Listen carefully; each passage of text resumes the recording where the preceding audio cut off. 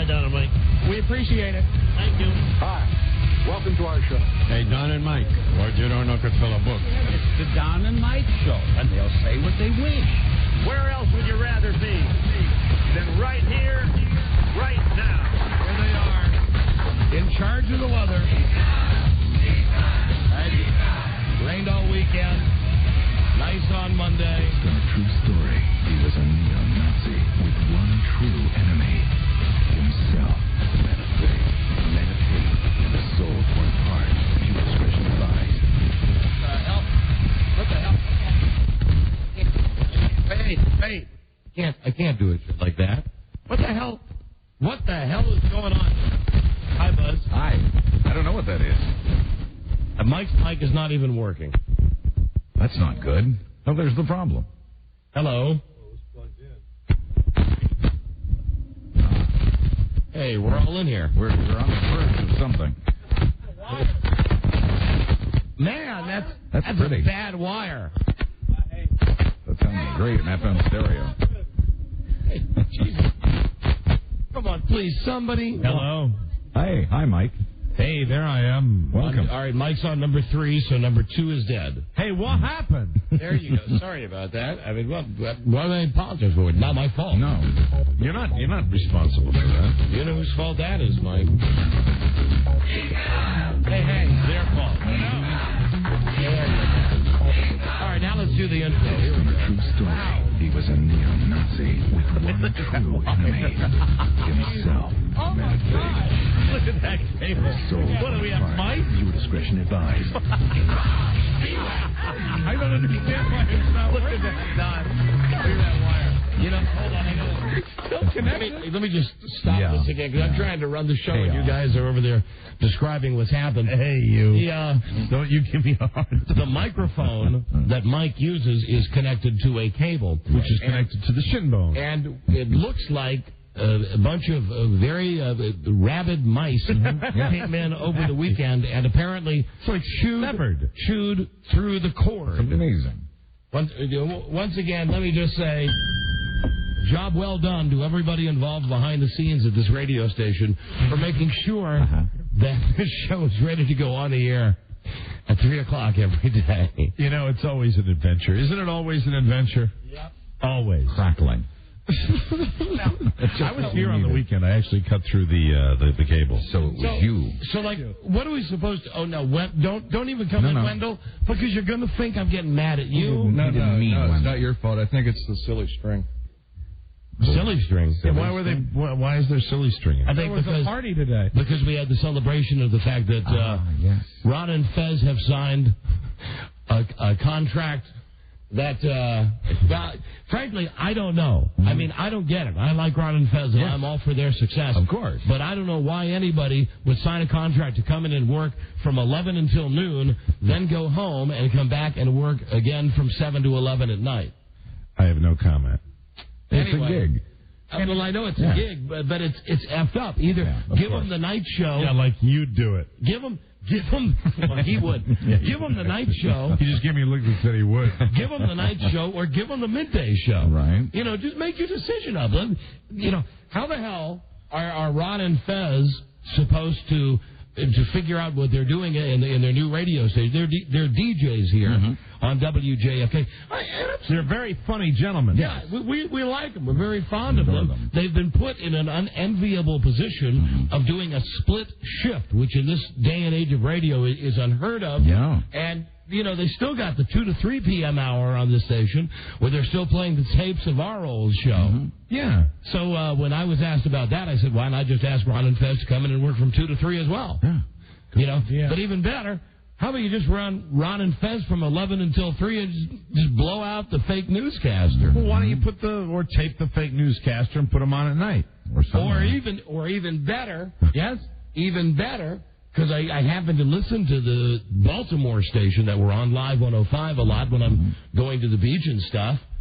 You know, I don't know their names, I'm sorry, but I like the guys that are on during the day on Live 105. Well, there you go. Why don't you just run them on this station and let Ron and Fez be on at night and you know, run the fake newsman like at midnight? Yeah.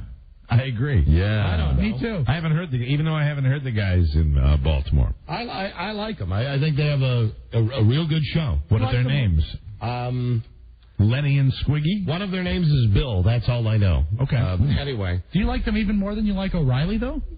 Oh, that's hard. Do you know, Rob? Are you talking about Bill O'Reilly on the radio? Are you talking about Bill O'Reilly on TV? Or are you talking about the fantastic bargain that is BillO'Reilly.com, where you pay to join his website? Wow. I don't know. He's a conglomerate. I don't know which I like, and I hope I know Father's Day is coming up. O'Reilly Omnimedia. I hope that my family has ordered me the Bill O'Reilly, what do you call them? Welcome mats? Uh-huh. I'm not making this stuff up. They know. Also, the Bill O'Reilly T-shirts, and special for Father's Day, you can order your copy of whatever his latest book is, personally autographed to your dad. Isn't that wonderful? Very nice. I wouldn't have gotten into all of this today if the microphones had just worked. Right. I hate silly string. God, I hate silly string. It's too silly. My kids love it, but I hate it. Don't hate silly string. I'm sorry. I don't want to be a curmudgeon. I don't mind bubbles. I don't like silly string. That's where you draw the line. All right, I'm not going to restart the whole show. Okay. But let's just take it up from, why is this? We're doing a show and we have to, stop it to restart it because everything's broken every day. Well, you know how, with concerts and with theatrical productions, they go through and they check everything before the show. This is a show. We're technically in show business. We're not. That's not done here. No. That's not done here. Things aren't checked before we go on the air. But we have to assume that the microphones worked. We would have to assume. But Rob, when you assume, you make an ass out of you and me. Okay, so now I understand. No, I really think seriously, to go through each microphone to do a, even though the engineers will tell you you're never supposed to blow into a microphone, but you do that, the wire rips. We've been on the air for 10 minutes, and all we've done is discuss this. Here we go. Did we do your guys coming in? The men came in, but we haven't came in. Hold on. Wendell has just come in. See now, Wendell. Now this is how he starts it. He'll come in and very innocently, our engineer Wendell Hall. He's a mixer. Put a little thing on my piece of plastic in front of me. That's sound checks are for sissies. I'm going to now, Wendell, don't get mad because I'm not writing about you, but I'm going to cross out sissies and write professionals. You know when I first found that little thing there? Where? When? Right after Mike got mad because we were having too many sound checks with the band. Thanks, You can't win. Thanks so much. Yeah. Okay. There's lots of behind-the-scene dynamic happening today. So. There is that we can't tell you about. Yeah, Wendell used to be my sound guy for the band. Rob, where's that big machine where I can just get in and turn back time? Like Cher. Yeah. Oh, no. If I could turn it back. No, I don't want to turn back time. Let's no. I'm not going to. No, that's horrible. I'm not going to do the whole open all over again.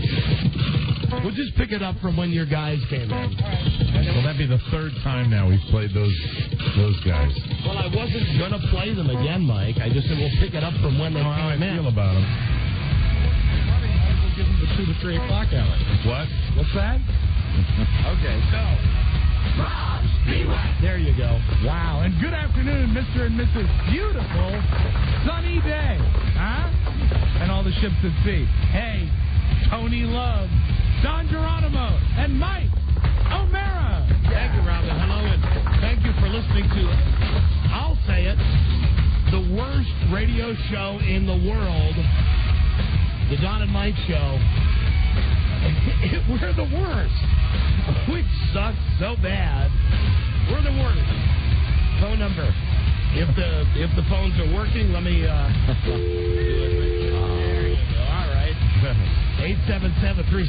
877-365-3636 from anywhere in America.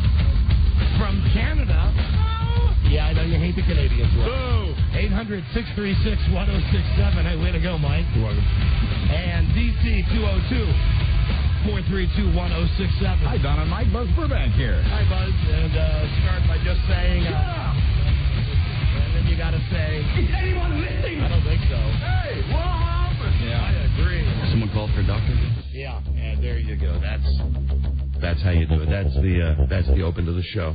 May I say happy birthday to Catherine? My daughter is 8 years old today. Yeah, happy birthday, Catherine. We had a birthday party, a little dinner for her last night. She will have another birthday party Saturday and then another one in a week. She's getting 3 of them, and happy birthday to Catherine. Mike, I'm sorry. What is up on the roof here? No, I'm just now I'm in this thing where I'm looking around and I'm counting The streamers. No, I'm counting. There's 1, 2, I see 'em.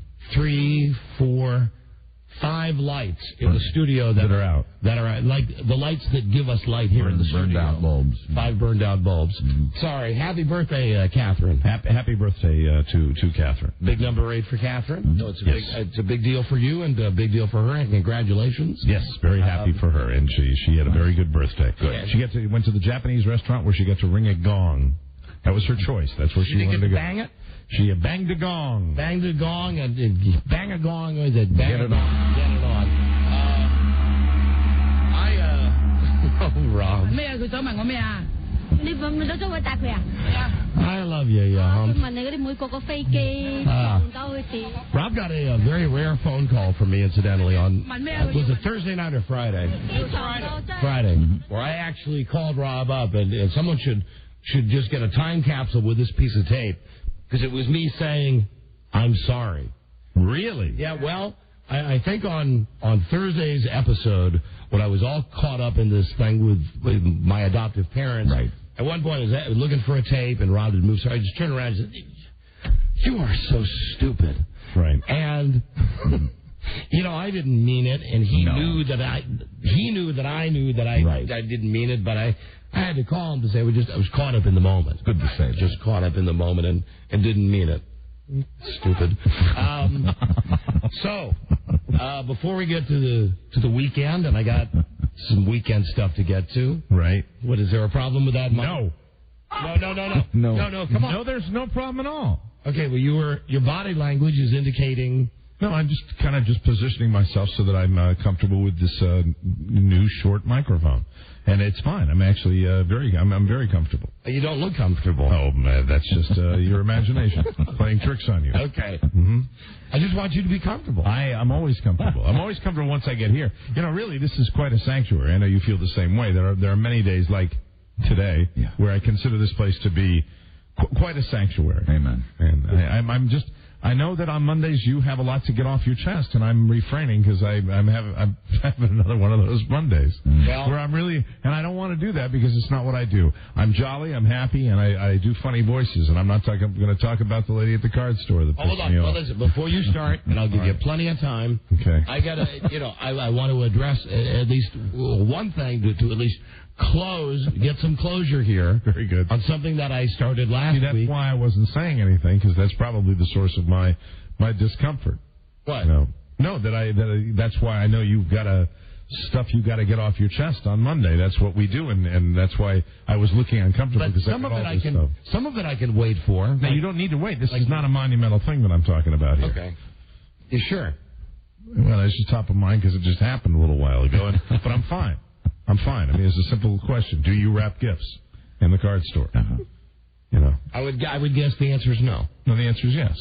But I was made to feel like it was some sort of favor, even though I paid $5 for one package, $10 for the other one, and walked away feeling as though someone was doing me some kind of favor. She said, well, you might have to wait and come back later. I said, well, how about 7 o'clock? That gives you a 5-hour window. Golly. And it was just too much. And, I'm just finding living around here has become very stressful for me. I'm really getting pissed off at people, and it's starting to it's just everybody wants, nobody wants to do. You know what I mean? Everybody wants your money, nobody wants to give anything. I have no idea what you're talking about. Because me, I always, me. It's just ridiculous. I'm a glass half full guy, not a glass half empty guy, Mike. I know. I understand that. Just a lot of my life is... I like walking on the sunny side of the street. It's just a lot of my life is coming down to this last couple of weeks, and it's all weighing heavily on me, and I'm trying not to go off because I'm really, really ready to go off. I'm really ready to just go bat ass. Listen, you're going to have to save it.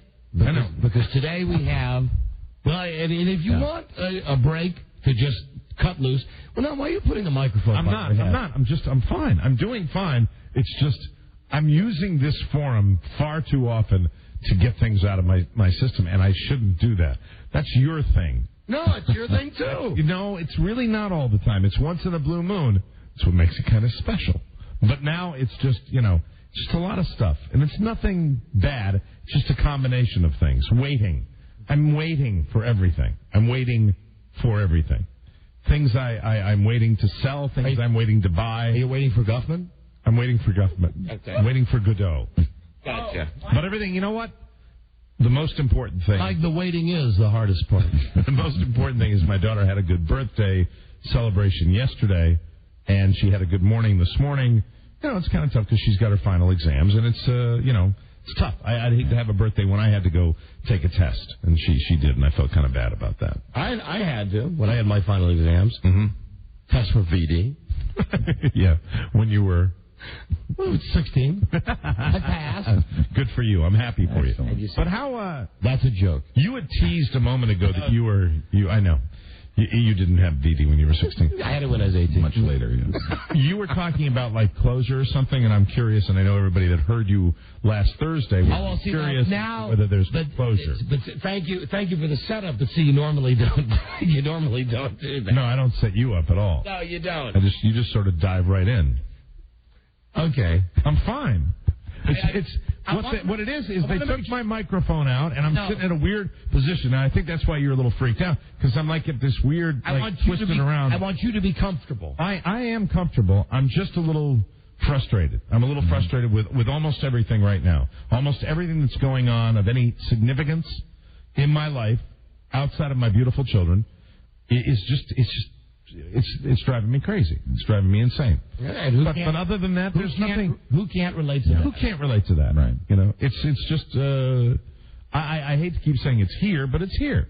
It's because we're all here. There's too many people all doing something at the same time. Now we're back to last week again with you.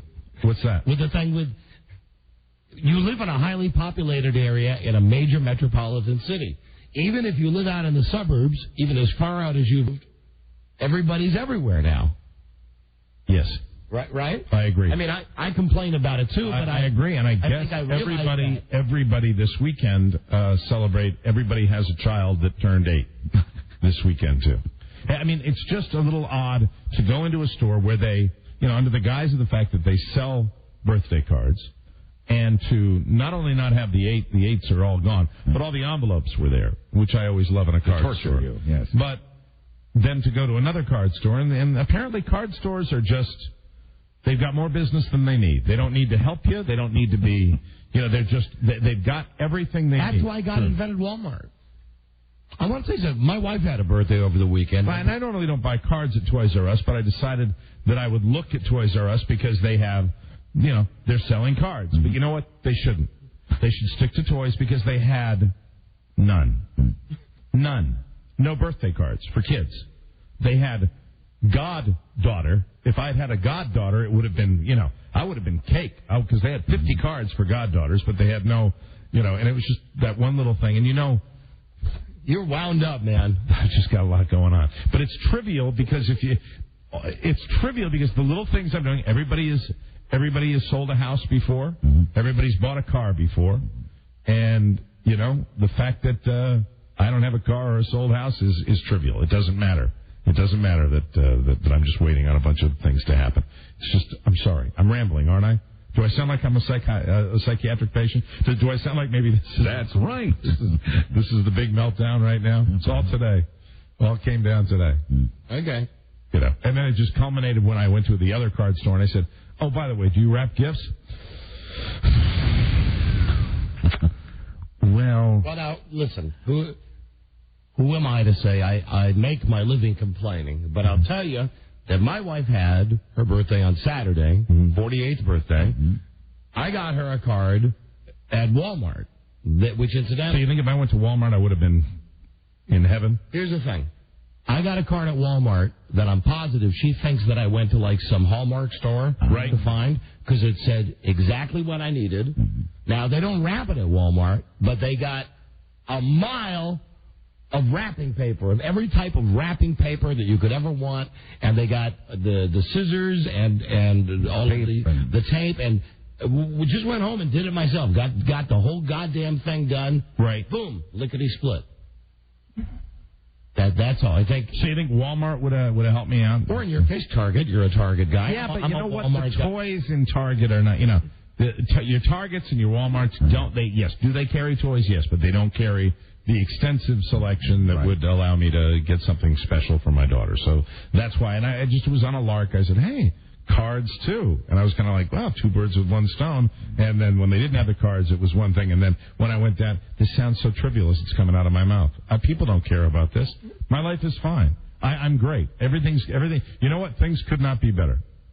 Everything is very, very good. Okay. This lady irritated me, and I will get this off my chest, and I will be done with it, and you can proceed. No, go ahead. With what you want to do, whatever you want to do. I will not set you up. No, don't worry. I will tell you, here's the deal.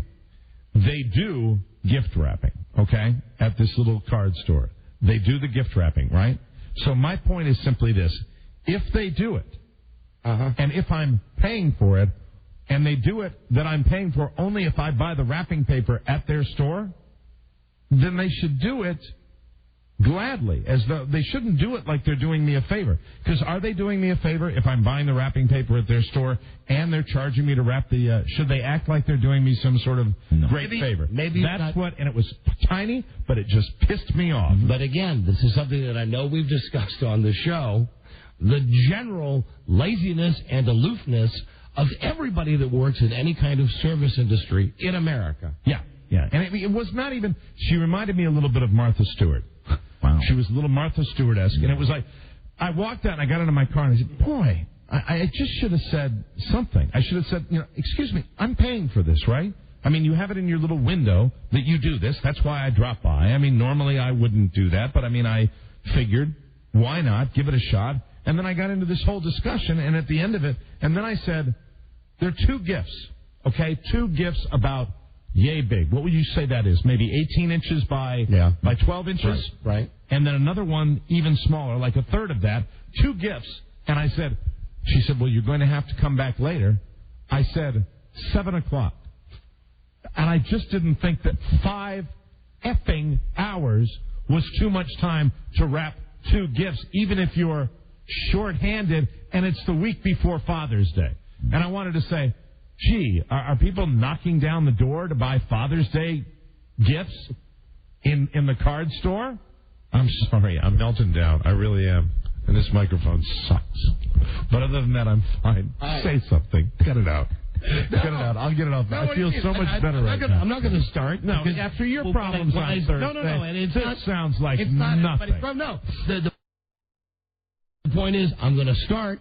And then you're going to start. No, I just want you just go ahead. I'm getting it out of my It's your show, too. Let it go. It may be on the larger scale of things that there's an awful lot of stuff that I'm responsible for that used to be kind of a joint effort. And I think that is a little frustrating, too. That's a little frustrating, too. And I read. But anyway, it's, you're mad, but you're not so mad that you can't stop and never say that hi. angry. You can't stop to say hi at a hot Rhea who just walked down the hall. I always like to say hi. Yeah. But, you know what I think might help you? It's also been a year. It's pretty much the year anniversary of me being on my own. And it's, we're getting along very well, but it's, it's over. I know we had this discussion last week that you don't feel comfortable coming in and doing the show. Like if I'm not here, like I wasn't for Friday for Bart's graduation. Making the case against that, am I? No. But have you ever thought about, we've got this 2 to 3 hour. Why don't you just take it and just for an hour, don't even take phone calls. Just get it all out of your system. Just bitch and moan and complain. I mean, it's how I've made my living for over 30 years now. Right, yeah. Well, you let me do enough of it that I get enough, and I think I'm satisfied. I certainly don't want to come in from 2 to 3. I think we've established that, haven't we? Yeah, okay. I mean, really, I'm very satisfied with the small opportunities I get. It's just that, in a nutshell, in any service industry, anything you buy, you shouldn't be made, if you're paying your hard-earned dollars for it, you shouldn't be made to feel as though somebody's doing you a favor. Right. Because they happen to not run their business efficiently enough to have enough staff, or whatever the case may be. Did you ever? No, wait, no, never mind. But did you? I had like 8 examples of that today where people are just so non-helpful. Did you ever just think, I'll just buy the wrapping paper, take it to work, and just wrap it myself? Yeah, I did. I was actually going to do that today. And, I only had to wrap 2 gifts, and I'm perfectly capable of wrapping a gift. Right. I wanted, you know what it was? I like it sometimes when it's done by somebody who does it all the time, because it's just that nice and fancy. I want it to be a little better. I do kind of a crappy job of wrapping gifts, and I wanted it a cut above. That was the only reason I did it. I've wrapped plenty of gifts. A personal question? Yes. Did you, not drink or something this weekend? Why? I'm just wondering. You just a little more wound up than normal. No, I had a Japanese beer last night at dinner.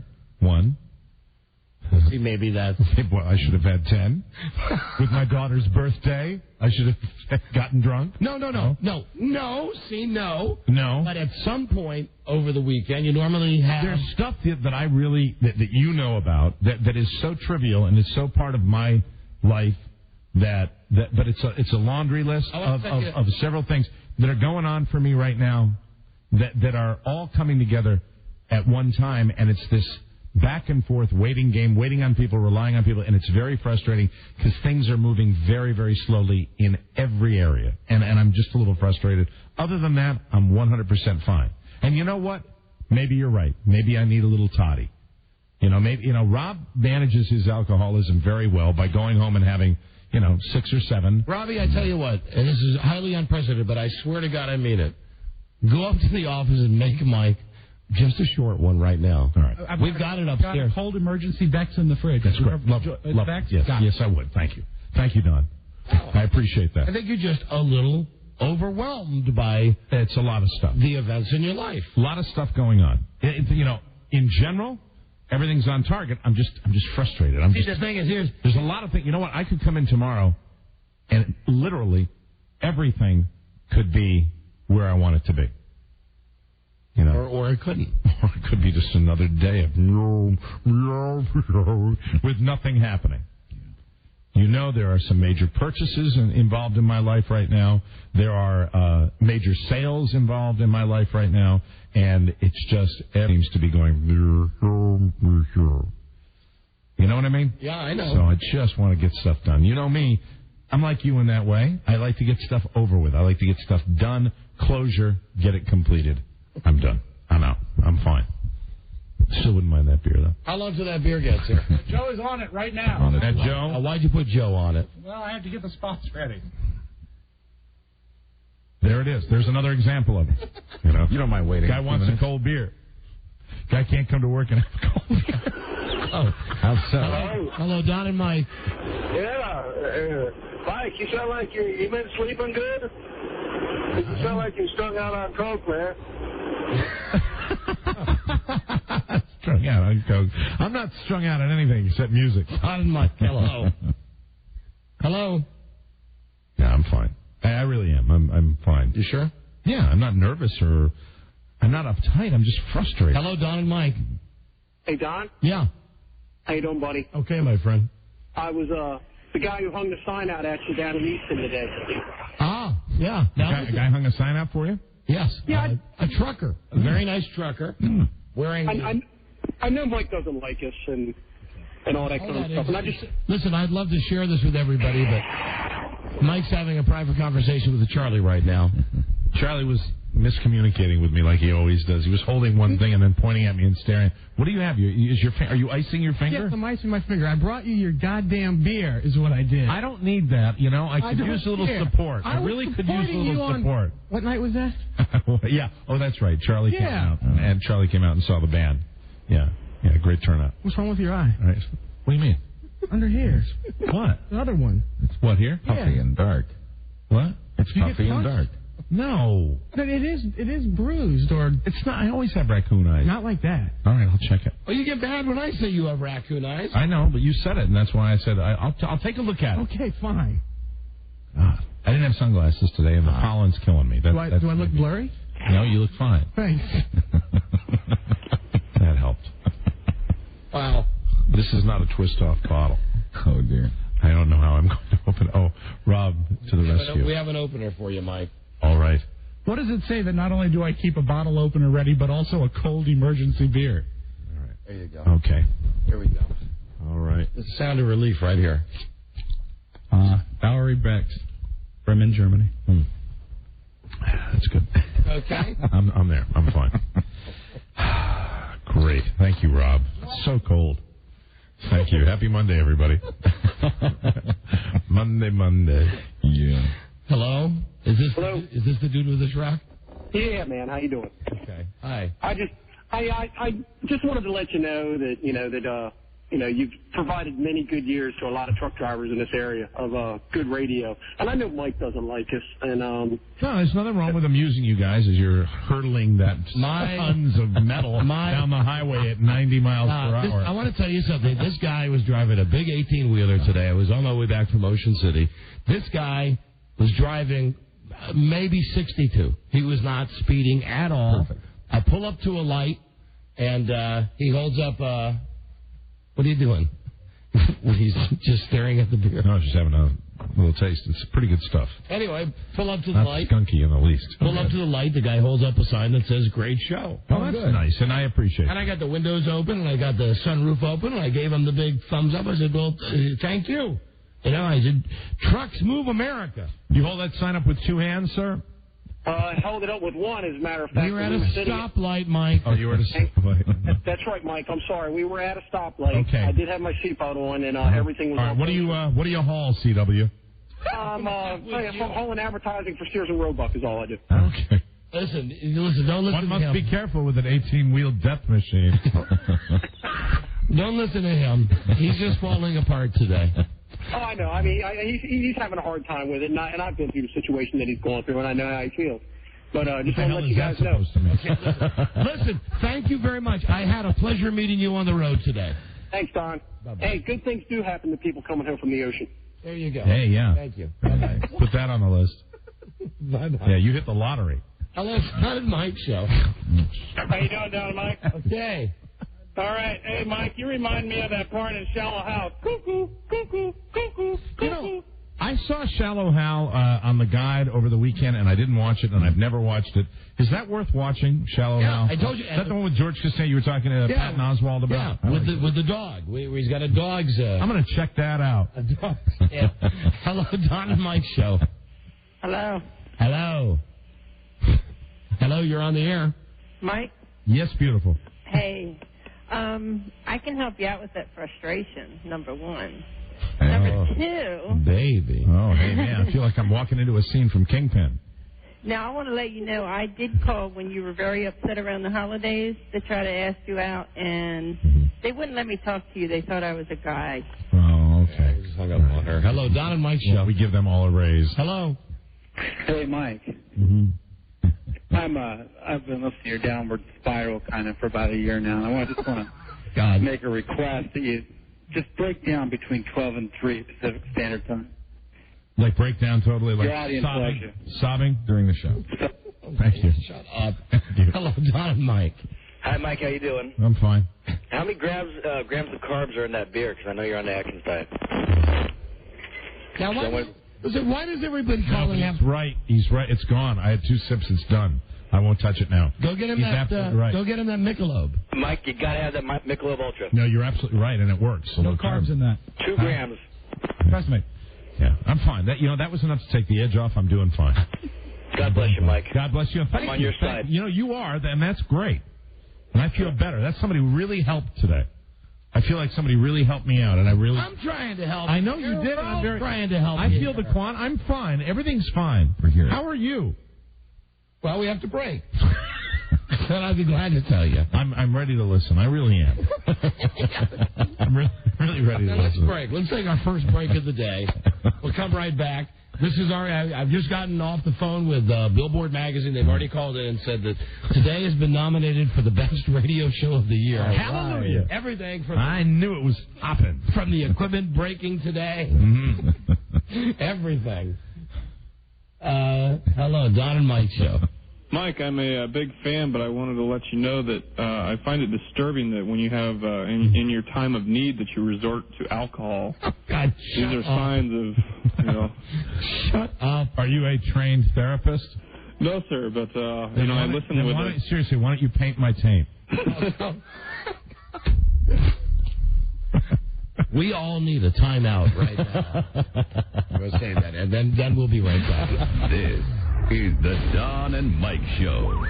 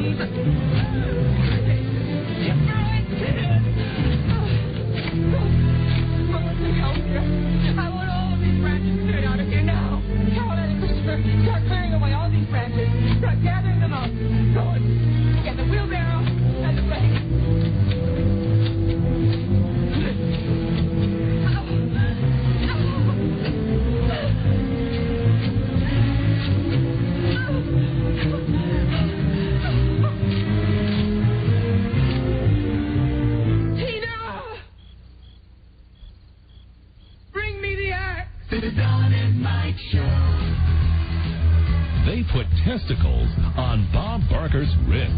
Don and Mike. You seem mellow now. Yes, I am. And his eyes better. Yeah, that was ink. That was newsprint, Buzz. Ah, yeah. Buzz saw me in the bathroom when I was wiping it off. Concerned. He held my hand. And your microphone is back? Microphone's back. I'm in my traditional reclining position. I feel much better. Good. That's very important to me. Everything's fine. Good. You cracked me He up. got some news during the break, which is, fine. Well, now, what was it? What news? Yeah, the thing I was talking to you about earlier in the office. Which thing? The... Yeah. Yeah? Yeah. She giving the finger? So it was... Well, nobody knows. Oh, I think there are people listening. Yeah. Okay. Yeah. You're a complicated man. Well, that's you. Do you understand what I'm trying to tell you in code? Yeah, right. They right. They did their. Yeah. Okay. Yeah. Well done. Yeah. So that's that. Well, Hal, write it down if you don't mind. Sorry, we're doing a show in code today. I'm sorry, Mike's having It's business to take care of. I'm going to give you. Okay, you don't even have to tell me what you're writing down. Price. I understand. Okay. Is that what? That's price. Right. Okay, I'm going to give you offer. Now, is that then what they originally? No. Counter. Oh, okay. So, okay. That's what you counter with. What do they counter with? Well, so you counter again. That's how the game is played. Yeah. All right. Yeah. Okay. Yeah. All right. He's selling a house. Keep playing. Okay. Even I know that. I'm a dumb guy. Right. So you counter back. Yeah, I know. But let it go for 4. I will. I am. This is going to be my little sanctuary. Welcome. Try to let it go. I'm fine. And who am I to say? Everything bothers me all the time. Mm-hmm. So, you're allowed. Absolutely. You're allowed. Take your day. Here. Anything else? No, I'm fine. I'm good. You sure? No, I'm fine. No, I mean, I don't doubt that you're fine, but anything else? Yeah, but it's too heavy to mention. It's way too heavy to mention, so I'm not going to get into it. Well, and that's another factor, too. You made him curious. A very good friend of mine died, and I'm very bummed about that, too. So, that's it. So, other than that, I'm fine. Okay. So everything will be very fine. Gotcha. I'm fine. Okay. It's been a day. It's Monday. Mm-hmm. Okay.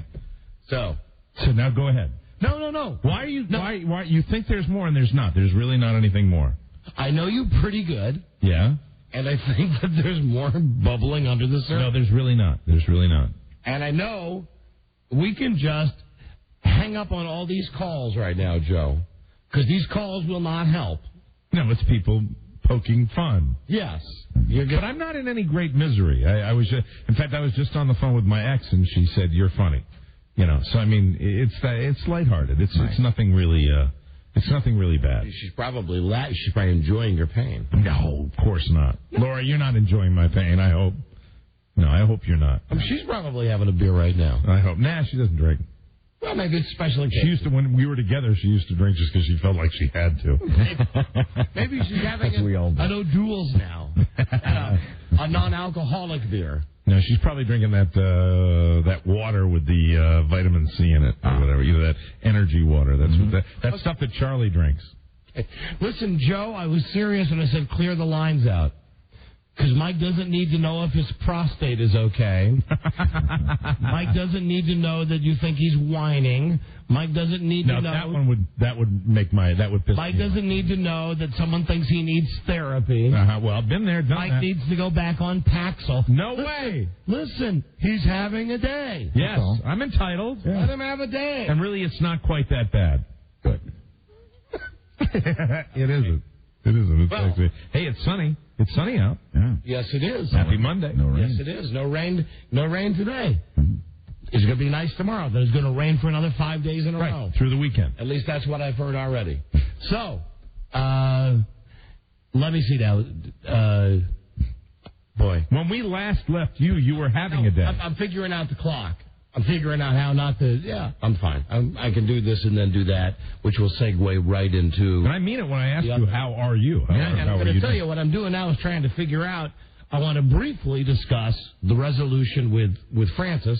Then I want to discuss my son's graduation and some things that happened and some nutty stuff that happened to me on the weekend. I want to talk to my wife about her birthday, and that will seg into Lisa Herndon's bridal shower, of which my wife and Robbie's wife and Buzz's wife went to, that included trivia about Charles Broyhill. Yes. And I have the questions today. My wife was telling me this stuff this weekend, and I was just absolutely going number one in my pants, laughing at the depth of Charles Broyhill. Right. Everything besides his favorite color, his favorite place to be, his favorite food, what he loves best about Lisa, what he would like to change about Lisa. Wow. All of these things very interesting for a young man. And we've got all this information? Yep, that he's getting married in something like 3 weeks. That's going to be terrific. So, listen, Thursday, and I apologize, I had a meltdown Thursday, again, about my friggin' parents, and I was able to come to a resolution with this. Good. I told you I received this letter from Francis on Thursday. Right. That said, Brian, Michael, and I've got plenty more proof. So we got done with the show, and I'm going to the mall to pick up my new suit for my kid's graduation, which was on Friday. And I just thought, I'm just going to get it out in the open with this broad once and for all. I call her up and I say, "Hello, Francis, it's me." She says, "What can I do for you?" I said, "I read your letter on the air today. And I really, Mike, you think you lost it or you didn't lose it or you were going through something right there? Right. You should have heard me. I don't think that I've ever screamed as much or as loudly as I did when I was speaking with, and I'm not going to call her my mother anymore because she's not my mother, but with the woman who raised me for 16 years. I am absolutely not going to refer to her as mother anymore. For most of our conversation, I referred to her as bitch. I said, "Listen, bitch, you sent me a letter to work to try to flip me out. Congratulations, you flipped me out. Now, in your letter, you are inferring that there's some grand secret about somebody named Brian Michael. I talked about it on my radio show today with my wife. No secrets from her, no secrets from our listeners. If you are inferring that I have a child that I don't know about, please tell me." And as it turns out, that was a bluff. Mm-hmm. She got nothing. Mm-hmm. She's got She's got nothing. I said, so we got past that. I said, okay, bitch. So, you try to screw with my head on that. Then you write, you have other stuff on me. What do you got? Bring it on, because I'm tired of you playing these games with me. I mean, I was really screaming at her, and I was saying stuff like, if you wanna fight with me, I'm going to fight with you, and I want to tell you something. I'm meaner, I'm nastier, I'm tougher. I will absolutely stomp on you until you are absolutely laying on the ground begging my forgiveness. And I said, and I am not speaking physically, I am speaking mentally. You want to F with me, I'm going to F with you. Now, bitch, and keep in mind, this has been bottled in for, 44 has been bottled in. I said, what do you got? Because all you want to do is try to F with my life the way you F with my brother's life. You got something on me, and that's the only reason that you've contacted me now. What do you got? And she said, well, what about when you were in Providence, 1978 incidentally, what about when you were in Providence and you had that car repossessed? I said, oh, wow. You think that that's a gigantic state secret? Call the Washington Post and tell them I had a car repossessed. I've said that on the radio. Well, what about the bankruptcy? I said, I've said on the air, it's common knowledge. You talked about your past. That I was bankrupt at one point. Sure did. Happens to a lot of people. So she kept going after that. She wouldn't stop. She said, I remember one time when you were living in Indianapolis, when you bounced a rent check. I said, that's sad. And I'm saying, listen, and I'm not saying it, I'm screaming it. Yeah. Listen, bitch, you've got nothing. You're old. You're pathetic. I don't want any contact with you. I tried to be civil with you on whenever it was last Monday or over the weekend, whenever it was when I originally talked to you, when you sent me the letter saying that Sam's in the hospital. And I asked you at that time, do you want me to come down there? And you said no. So exactly now, when you send me a threatening letter to work indicating that you have some type of secret about me that you're going to reveal, and really you don't have anything, bitch, what do you want from me? And here's what she said. I want you to call your father, who's not my father, and that's been pointed out to me by both of them many times. Right. I want you to call him and apologize. I said, apologize for what? Apologize for being such a disappointment. Wow. And it was at that point that I just said, listen, first off, you're mailing me through the United States mail. Everything that I have said on the radio about you and about what's happened between us is the absolute gospel. You've got nothing on me. I want nothing more than for you to stay out of my life. I've requested that. I had to send a letter from a lawyer. I said to her, at what point do you think it might be you, that you have two kids who come from totally different backgrounds, and I want nothing to do with you because you're so screwed up, and your other son had to get a restraining order? She said, well, now, you don't know all about that. When we were in court for that, and I said, stop right there, you crazy bitch. You were in court because your other son had to get a restraining order against you. I said, just stop it.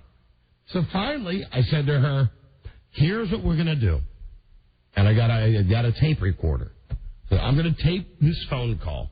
So I hook up that little portable tape thing to the output of my cell phone. I said, I'm recording this now. Are we in agreement that we want nothing to do with each other ever again? Nothing would make me happier. You're a mean, awful person. I never knew. I said, listen, bitch, just stop with how bad I am and just let's get to the facts. Today is Thursday, June 5th, whatever the day was. It's 7:20 p.m. I agree that I will never contact you again in any way. Do you agree that you will do the same? Yes. I said, say it. Say it, bitch. Then she said it. And I said, now say your name. And she said her name. I said, now say the time. And she said the time. And I said, good. What we have now is a binding verbal contract, which I have on tape, and I do have it on tape. And I said, now goodbye forever. Goodbye forever. After all we did for you. I said, oh, do you really want to start this whole long diatribe again after all you did for me? All you can come up with is the fact that when I was in financial straits a couple of times, you bailed me out. And we paid you back because Frida and I went back through and looked at our records and looked at and saw that we paid you back every dime that you claimed we owed you. And now all you can do, rather than reach out and say, maybe we've had some problems, let's try to just make it water under the bridge and try to make the last couple of years you have on this earth pleasant. Now, instead of that, all you can do is threaten me. And I've had it. I've been waiting, I don't know how long to take the gloves off and just tell her all of this. And I felt like Tony Soprano yelling about his mother. So I'm sitting in the parking lot in front of whatever the store is at the mall, and I'm just screaming into the telephone, you terrible bitch. You have no idea who you're effing with. You are effing with someone who is so torn up inside about what you've done that I would do anything to get revenge. I mean, I was really... She said, I can't believe I'm hearing this from you. I said, believe it, bitch. Believe it. This is what you've done to me. You've driven me crazy. Now, live, die, I don't care. Leave me alone. And that's how it ended. Well, it sounds like that's closure. When she hung up. So I believe that would be the end of that. And hope so. I don't think we're going to have to... Thank you, Rob. Man. Wow. So the whole thing, and the reason that I had the reaction that I did on Thursday, I've not gone deep in depth with you guys on this, but when I was growing up, like when I was going through the stuff in Providence and making $75 a week and spending beyond my means and having my car repossessed, well, my mom and dad would help me out of those situations, but they would also write letters to my boss. You know, the same crap they pull with my brother. Oh, and you don't know how embarrassing it is when, first off, you're out there, you're on your own, you're trying to make it, and you're not making it, and it's nobody's fault but my own. I was effing up. And they would help me out, but then to balance helping me out, the hell was letter to my boss? Ouch. You know, Gary Berkowitz getting a letter in the mail from my mother. Yeah, pretty crazy. You know, I got to get called into the PD's office, and he says, well, I got a letter here from your mom. It says that you're in trouble with your Sears credit card. Wow. So, the reason I had the reaction I did last week was that all of those memories came flooding back. Sure. That she thinks she can still push the same buttons with me and get the same reaction. She can still manipulate me the same way. Sure. And the truth is, she can't. And I do pray for them. I pray that, well, first I pray and never see or hear from them again, but that in some weird way they find happiness. Yeah. Because they are two very old, very mean-spirited, very uncompassionate people who are compulsive liars. And the main people that they lie to are themselves. One gets the other going, and that's how they make it happen. And I never thought I could be that mean. You know, despite what you hear on the radio, I'm really, really not like that in real life. On the radio, you can say anything, and it's a show, and frankly, I don't care what you people think, because I'm doing a show, and if you think I'm a jerk, yeah, I don't care. You're listening. You're giving us ratings. That's all I care about. I go home at the end of the day and go, that's a show. They don't know the real me. Well, this was the real me, and I have never lost it with any human being to the extent that I lost it with her. Just screaming into the phone. Listen, bitch. Listen, you stupid, hateful bitch. And she, God bless her, she stood in there battling me out, you know, with her measured, grandma-ish like voice, you know, to the very end. You're just the goose that laid the golden egg. That's all you are. You're a disappointment. Call your father and tell him you're a disappointment. Wow. And I said... That's pretty ill. And I said, the way... So you want me to call Think of it, you know, if she has to think about anything, she should think about a mother saying that to a son. You want more, as she would tell you, she's not my mother. She wants me to call my adopted father to tell him I'm sorry that our relationship has gone poorly. The means to the end of her getting that is to send me a letter, blackmailing you, to work, saying, making up stuff, and then when I finally pin her down on exactly what it is, it's where you bounce a check. Right. Wow. Well, you have so blackmailing you with a fictitious name. I mean, a name that means nothing, a bluff, and then bringing up stuff that was 20 years ago that you've already talked about. I said to her, if you're talking about a child, who's the mother? And I'd be willing to take a blood test at any time. But it seems to me that if I had a child out there, especially now, based on the fact that I've been married 22 years coming up, this child would be 23 or 24. Don't you think I would have heard something from the mother? You would think. At some point? Well, she's nuts. She's just freaking nuts. And I think it's over now, probably. Hope so. I think so. I don't know what I can do legally. I mean, I can't stop her from writing me or trying to contact me. Right. But I do know that she does listen to this show. And I do know that she gets, if she doesn't get it where she lives, it's close enough where someone relays it or somebody calls her up. So just know this, again, Francis, that everything that I've said today is true. Even the bad stuff that I'm saying about me, that I yelled at you and called you a bitch, and told you that you're heartless and that you're cruel. All of that stuff, I said it. I'll take whatever responsibility there is for it. But I did mean this. Just leave me the F alone. Because what you don't know is that every time I get in a situation and I meet people, they ask me where my parents live. I tell them my parents are dead. And that's true because, A, I don't know who my real parents are. And second, you two old pathetic losers are both dead to me. So why don't we make this work for all of us and let me be dead to you as well? And just leave me the F alone. I want you to call him and apologize. For what? For being a bad son. Wow. For being a disappointment. Okay, I'd be glad to. After the letter you sent me on Friday. Crazy bitch.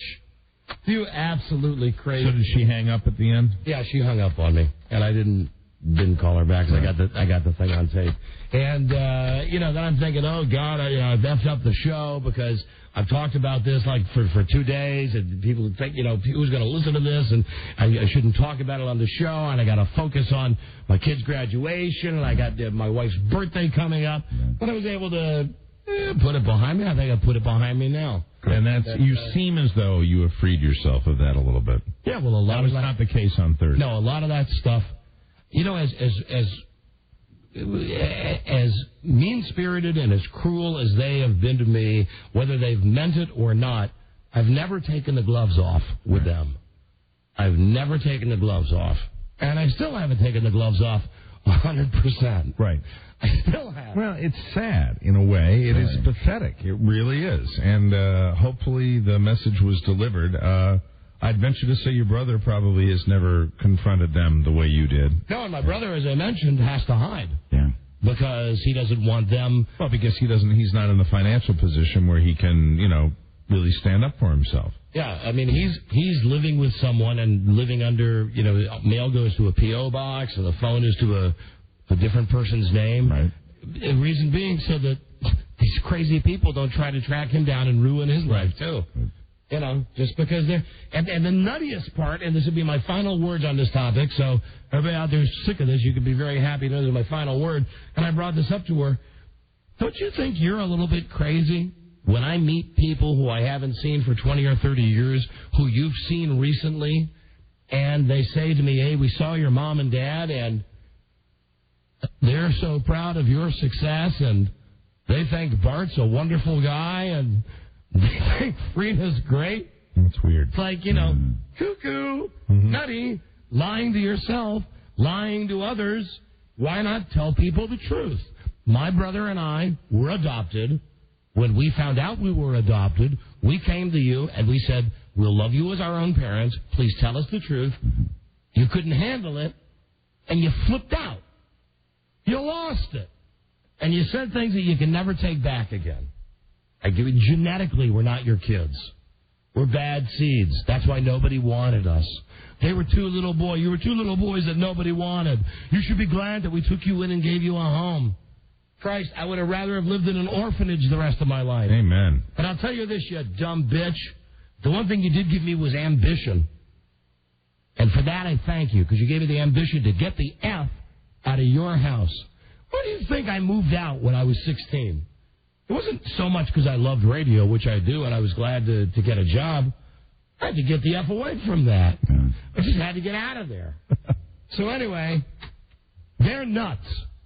And F you. You crazy bitch. Seriously. I wouldn't wish that on Jack Diamond. I really wouldn't. Right, now that's saying something. I wouldn't wish that on him. So I got past all of that and got home Thursday night and did what I shouldn't do. Had to mix myself a nice big drink and just sat in my room and kind of stewed about it. And, my wife, who's great, came in and said, what's wrong? And I just pretty much said, leave me alone. And which was the wrong play because she just wants to help. And I just said, she's affected by it. You'll never understand it. You'll never get, you got a family. I don't got a family. Blah, blah, blah. So it was in the woe was me. And I snapped out of it, though, on Friday for my kids' graduation and had some wonderful road rage. I'll tell you about this weekend. And oh, dear. Had a birthday thing for my wife because her birthday was Saturday, and I didn't want this whole thing with my family to F up her birthday. And you were attacked by a trash can?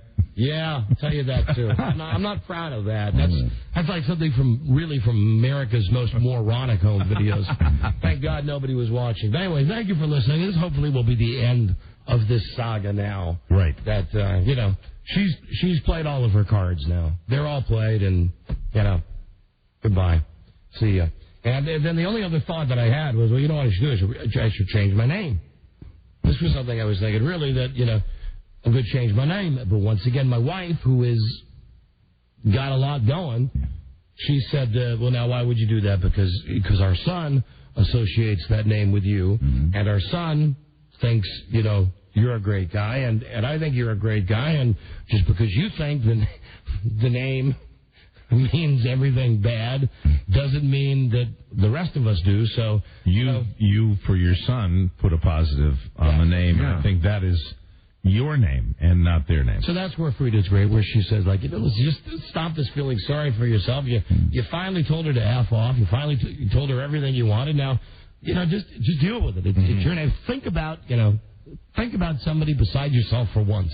Right. And then, that's a novel idea. And it would be the first time I've ever thought about anybody but myself. But if you ever do, want to change it, there's one I've always thought would be good. Go. Mike Chesapeake. I'm going to keep it. But anyway, that's the upshot with those two. So, there's no kids, there's no threats, there's no nothing. It's just an old, pathetic broad. We should just dig a hole and die today. Bitch. You bitch. The people that were coming into the mall. We're hearing that? I had the sunroof open. Oh my I was getting looks. Because, I was beyond out of my mind, screaming into the phone like, I don't want to do it now because I'm afraid I'll blow my voice out, but I'm screaming into the phone, do you hear me, bitch? Listen, bitch, you have no idea who you're effing with. Bitch! Refer to me as sir. You will answer to the name of bitch! Mother bitch! It was nuts. You got it out of your system. Yeah, I did. Many years worth. There you go. All done. So, Well, good for you. I feel better. Good for you. Yeah, I know what you've been through. And You feel better? I do feel better. Good. That we could move on. I got some happy stuff about the weekend and some stuff that was stupid that'll amuse you at what a moron I am. And then we'll dive into this stuff with Frida and Charlie. And you mean Lisa? Lisa. Well, I'd like to hear that both too. of our greatest fears come to the forefront. Yes, I used to say Laura and Charlie all the time. Frida went to Lisa's bridal shower. Right. She's marrying Charles Broyhill. Right. We got that. Oh, we also got Cheryl's gay pride thing. Oh, good. Fantastic. Cheryl the Big Dyke. So now that everybody's issues are done with, Buzz, you got any issues? Yeah, but we don't have time. Okay, we'll be right back. This is the Don and Mike Show. Hey, look what I found. Grandpa's old radio. Oh, wouldn't it be grand to gather round and have a listen? Well, turn something on. I'm starting to think. The Don and Mike Show. You have any idea how much therapy you people need? You can call Don and Mike anytime from anywhere in America. 877-365-3636. They're ready to believe. Oh, and I'm going to believe the thing to say. America's favorite coconut-headed MFers, Don Geronimo and Mike O'Mara. I think the bad stuff is out of the way. We're all done with that now? Yeah, the good stuff is, for me, and the reason we weren't here on Friday, and thank you for allowing us to take that day, was that my kid had his graduation. He made it through high school, graduated with really high GPA, and the ceremony itself was fantastic. For my taste, even though it's my kid, way too long. Just way, like 4 hours is just way too much about all of the other kids. Yes. Now, maybe if my kid was one of these real over-the-top, make the world a better place kids, he would have gotten one of these shill awards that they were handing out. He didn't, so you would have to sit through the other kids who got the shill awards and, listen to the teacher talk for 10 minutes about what a great... They wouldn't be shill awards if your kid had gotten one. Well, I maintain that it would be a shill award, and I would have felt the same way. It was like, okay, so my kid or whatever, whoever else's kid... Yeah, I must respectfully disagree with you that you would have been... you would have called it its major award. No, because... Fragile. Here's the thing. I'm all for kids getting awards in high school, but... It's like everything in our society now. You know how there's the Oscars and the Emmys and the Grammys and there's the... We love to congratulate and each there's other. the MTV. Well, now, there's not just a class valedictorian, and there's not just like a student of the year. There are 8 different awards. There's the jock of the year, there's the humanitarian of the year, right. There's the kid that cares most about the teachers of the year. I received an award in my graduating senior class. Was? Class clown. Well, now, they didn't make you stand up and get it, did they? Unfortunately, it was their bad judgment. Okay. What I'm saying is, for every one of these things, you had somebody giving a speech, then the kid coming up, and then you've got the band playing, and you've got the alumni coming up, and you've got... Anyway, my kid's senior class, they did a great prank. At one point, the headmaster... And I'm going to call him a principal from now on. All right. Because that whole headmaster thing... He's out now, right? Yeah, it's the principal. Get a little freedom now, huh? The principal stands up and he's giving his speech about virtually the same speech I guess he gives every year about how, well, there have been ups and downs with the class of 2003, but we've seen them through and that there have been times of tribulation. And at one point, all of the kids together, all of the boys together, they all take out headphones and put headphones on and look directly at the headmaster. It was their way of saying, just my interpretation, their way of saying you're boring and we don't want to hear what you have to say. But as it turns out, the way it was timed in his speech, it almost appeared that they were doing some, because he was talking about how this generation of kids doesn't listen, and it's a different, it's a give it to me now generation, and they have short attention spans. Nice positive speech. Sure, yeah, well, it was not the most positive graduation address I've ever heard. Wow. But right as he got to the point about these kids don't listen, and you'll hear that they have short attention spans, he was getting to the point of saying, these kids are not like that. But as soon as he started with, then, this generation, they don't listen, and they multitask, and they all pulled out headphones and just looked at him, and he didn't know what to do, because the parents all started to laugh, right? Everybody's cracking up. Then a very long and tedious ceremony, and being as, my real last name is S, starts with S. Oh, boy. Of course, he was, all the way at the very end. But, of course, even if he was at the beginning, it's not like he can leave. Just as bad. I think it's only perfect for the parents that are right in the middle. Yeah. Because then you have the build-up, and then you see your kid graduate, and then with the rest of them, you go, I don't care, I'm cool. He's made it. She's made it. Enjoy the moment. And then they got... Did you get emotional? I'm afraid I did. Yeah. I'm afraid I did. Good for you. Because, at one point he was sitting in the front row, and I just looked down there and gave him the old thumbs up, and he just looked back and gave me the thumbs up, and I had the waterworks going. Good. Just a little bit. That's healthy. But I had sunglasses on, so no one could tell. Then they got this thing where like a tradition at the school, the Landon school that Bart went to. They say, now the class of 2003 will leave, and let's welcome in next year's graduating class, the class of 2004, just more, more bull. And what you do is, as the kids that are going to graduate next year come down, a kid who's graduated would shake hands, and it's like a passing of the torch thing. And then at one point they've got the entire class of 2004 sitting, and they say, now, ladies and gentlemen, we're proud to present the class of... And right as he's doing this, you hear my son's class, however many hundreds of 100 kids, whatever it is, all of them screaming, amen, amen, amen, amen, like football players before a game. Wow. They're screaming amen because they're so happy to be on their way. To be out. Right. And it actually disrupted the ceremony where this guy is saying, now, here are our leaders of tomorrow, the class of 2000. And meanwhile, you hear very loudly from just 200 feet away, amen, amen, amen. And again, the poor principal, he doesn't know how to handle it because he's lost the crowd because the parents... Hey, we're all loopy. Right. We've all been to this, going to the school for, in some cases, like my son and others there, 10 years at the same school. Right. It's like, we're as ready to go as he Let me out of here. So he gets no slack from us.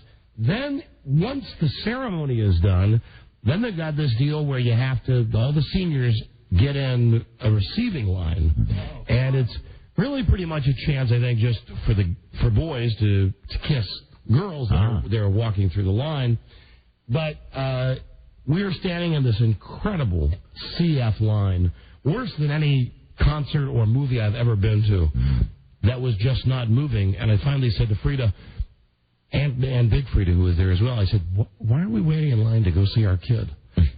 Our kid, because why don't they, so they want you to congratulate all the other kids? Yeah, and...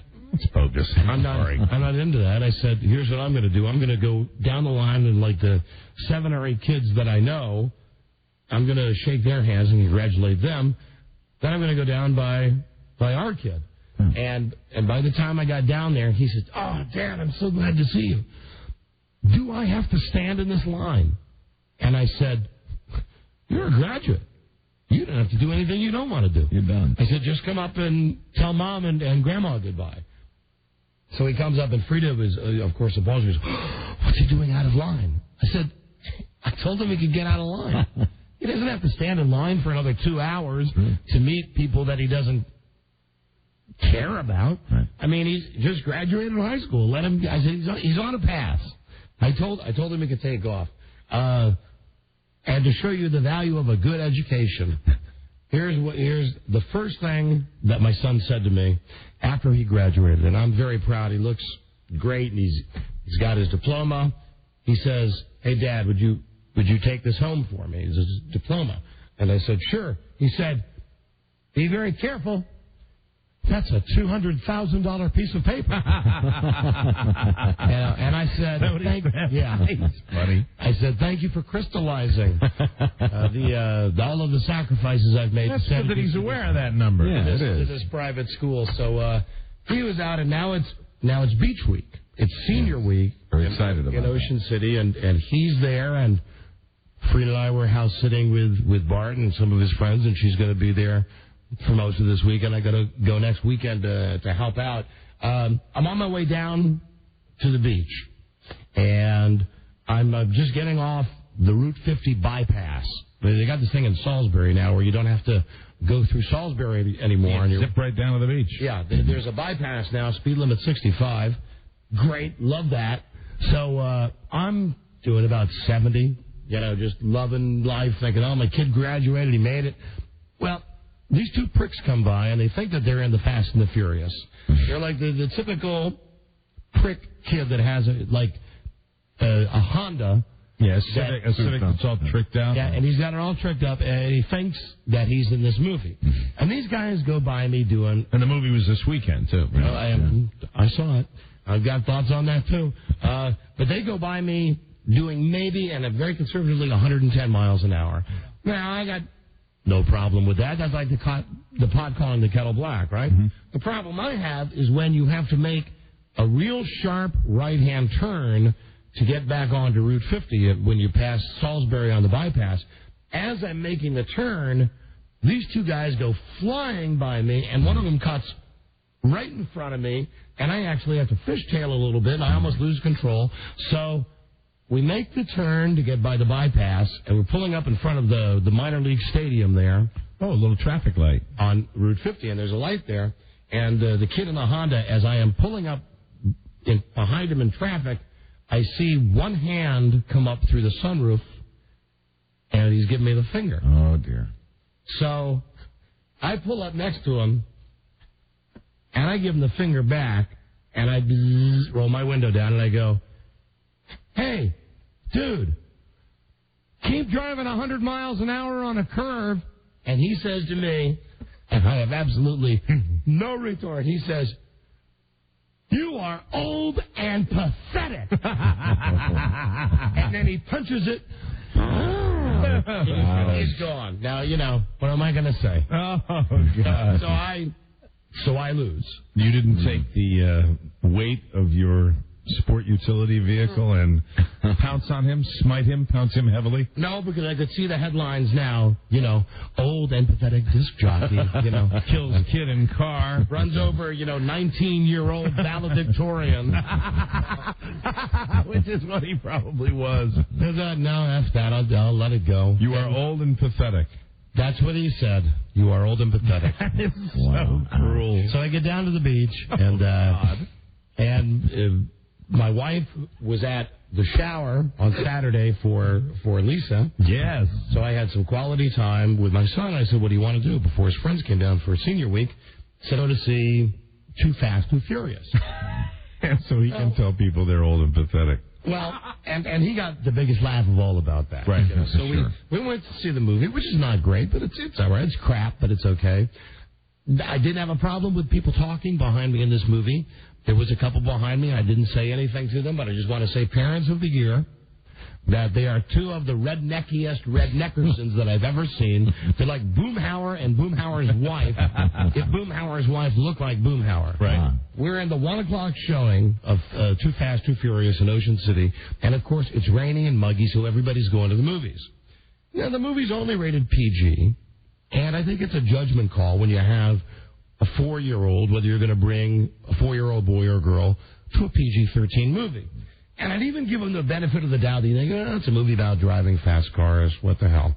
Well, at one point in this movie, and frankly, I don't care about giving anything away because, let's be honest, it's Too Fast, Too Furious. Mm-hmm. Okay? Yeah. It's not like I'm going to tell you the ending to A Perfect Murder or something. Is there a race in this movie?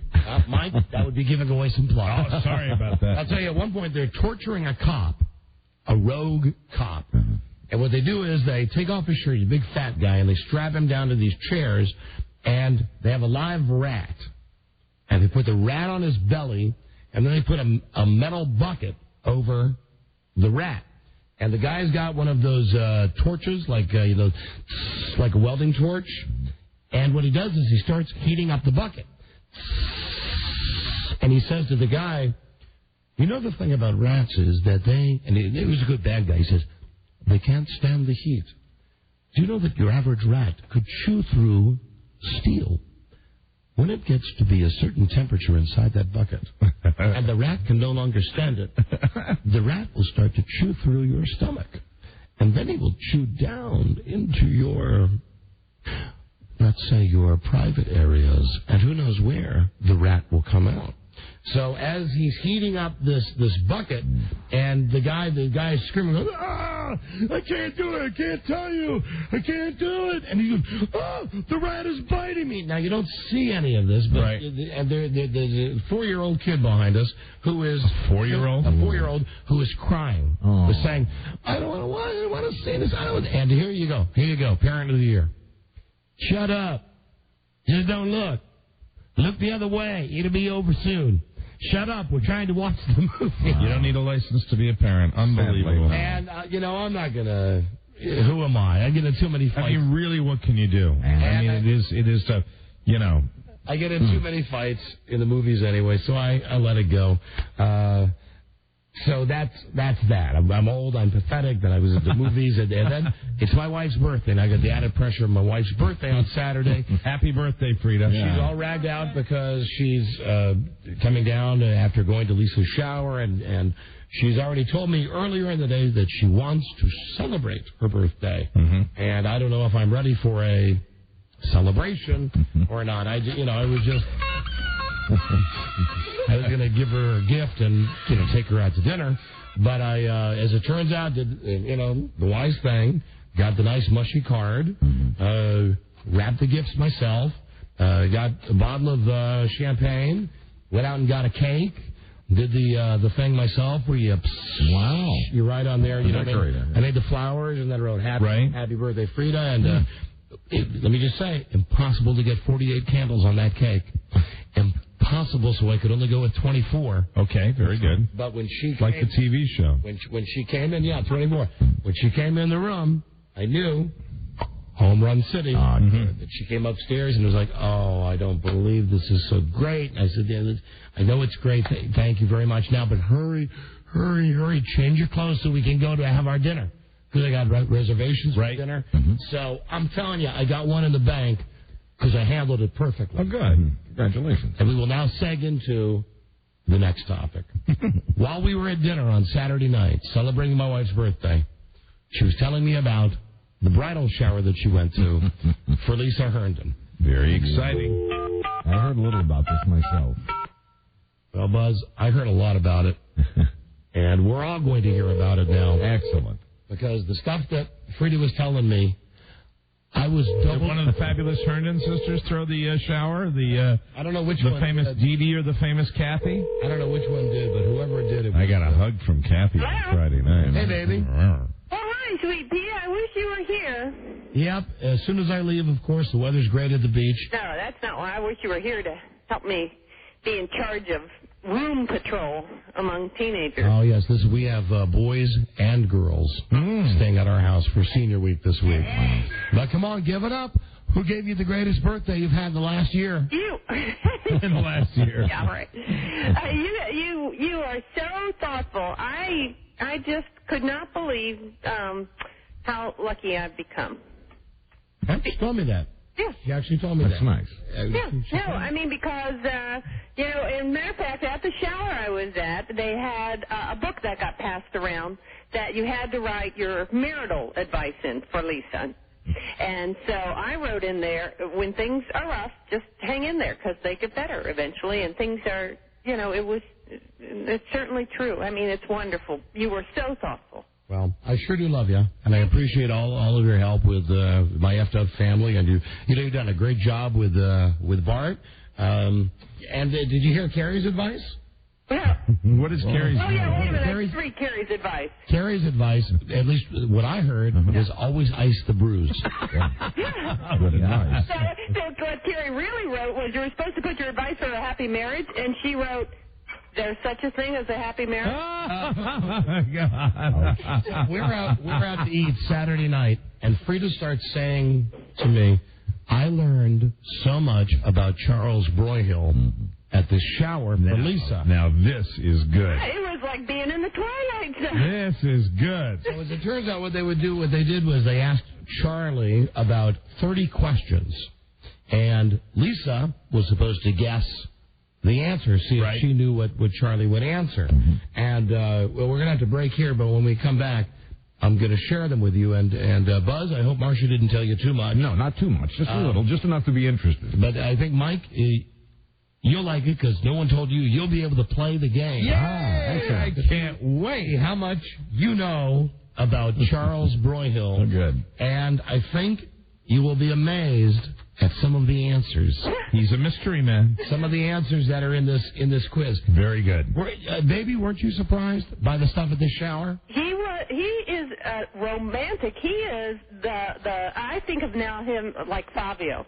Oh, now don't give anything away. Yeah, don't. But suffice it to say, you were. What was that? Hello. Okay, wait a minute. Okay, all right. Well, call me. Let me know when you'll be in and stuff. Okay, sugar. No. Grammy and I will probably get something to eat, maybe go to a movie or something. No. What? No. You got to get the time. No. Daddy's saying have a good time, and he loves you, Sugar Bear. Things run so different when I'm not there. Yeah, great. Well, he's a good boy. He came up and he said, can we take a nap? No. There'll be no napping on my watch. You mean with his lady friend? Napping all in the same room. God. There's no napping. Wow. Can we take a nap? We're very tired. We need to take a nap. Let's take a nap with the door locked. Well, anyway, thank you. That was a wonderful brush off you gave me there just a moment ago. But anyway. Oh, wait a minute. One more thing. What, Bart? I'm on the air. I'm performing. Mommy's on the air. I'm performing. Hey, put the graduate on.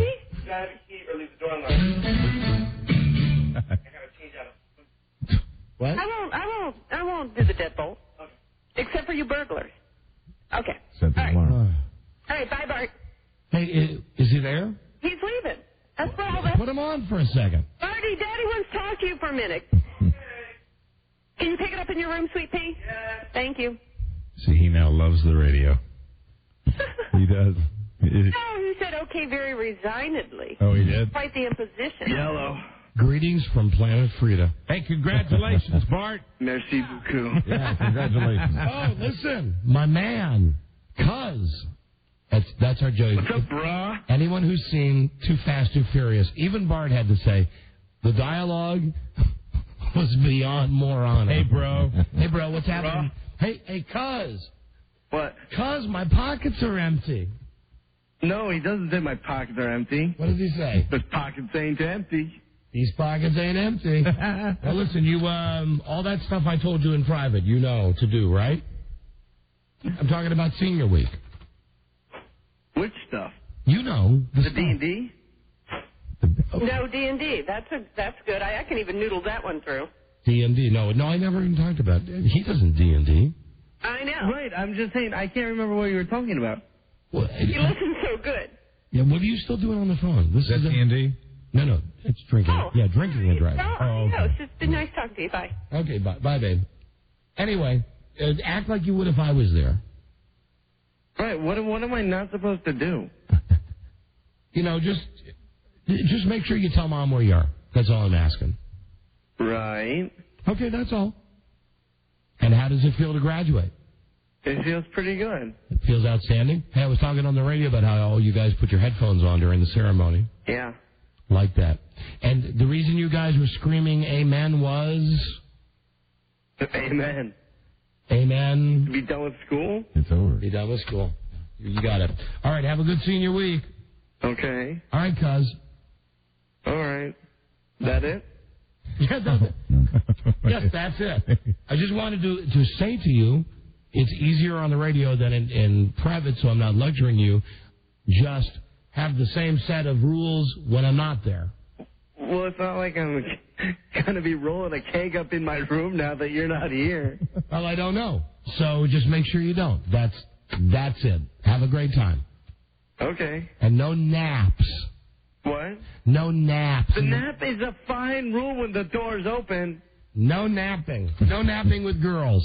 I was going to nap with Kyle. You faggot. Dad, you should be more accepting of me. All right, bud. I love you. I'll see you later. TiVo queer as folk for me. Okay. Bye. Okay, I'll TiVo queer as folk. There he is. There he goes.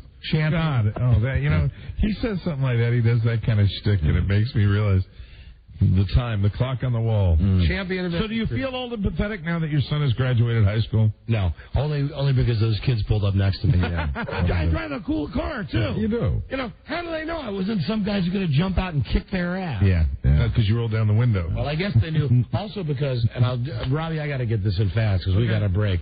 I'm outside over the weekend. Mike alluded to this. I'm loading stuff in our garbage can. We got one of those big garbage cans on wheels, the big green kind. Yeah. Well, I've got boxes in my hand, and what I'm doing is I'm flipping open the top of the garbage can to get it to open up so that I can just dump all the boxes in, and I flip the top back, and it goes backwards, and I hit it with such an incredible He-Man of the universe strength. The thing comes flying back and caught me right on the bridge of my nose. That's a thin piece of skin up there.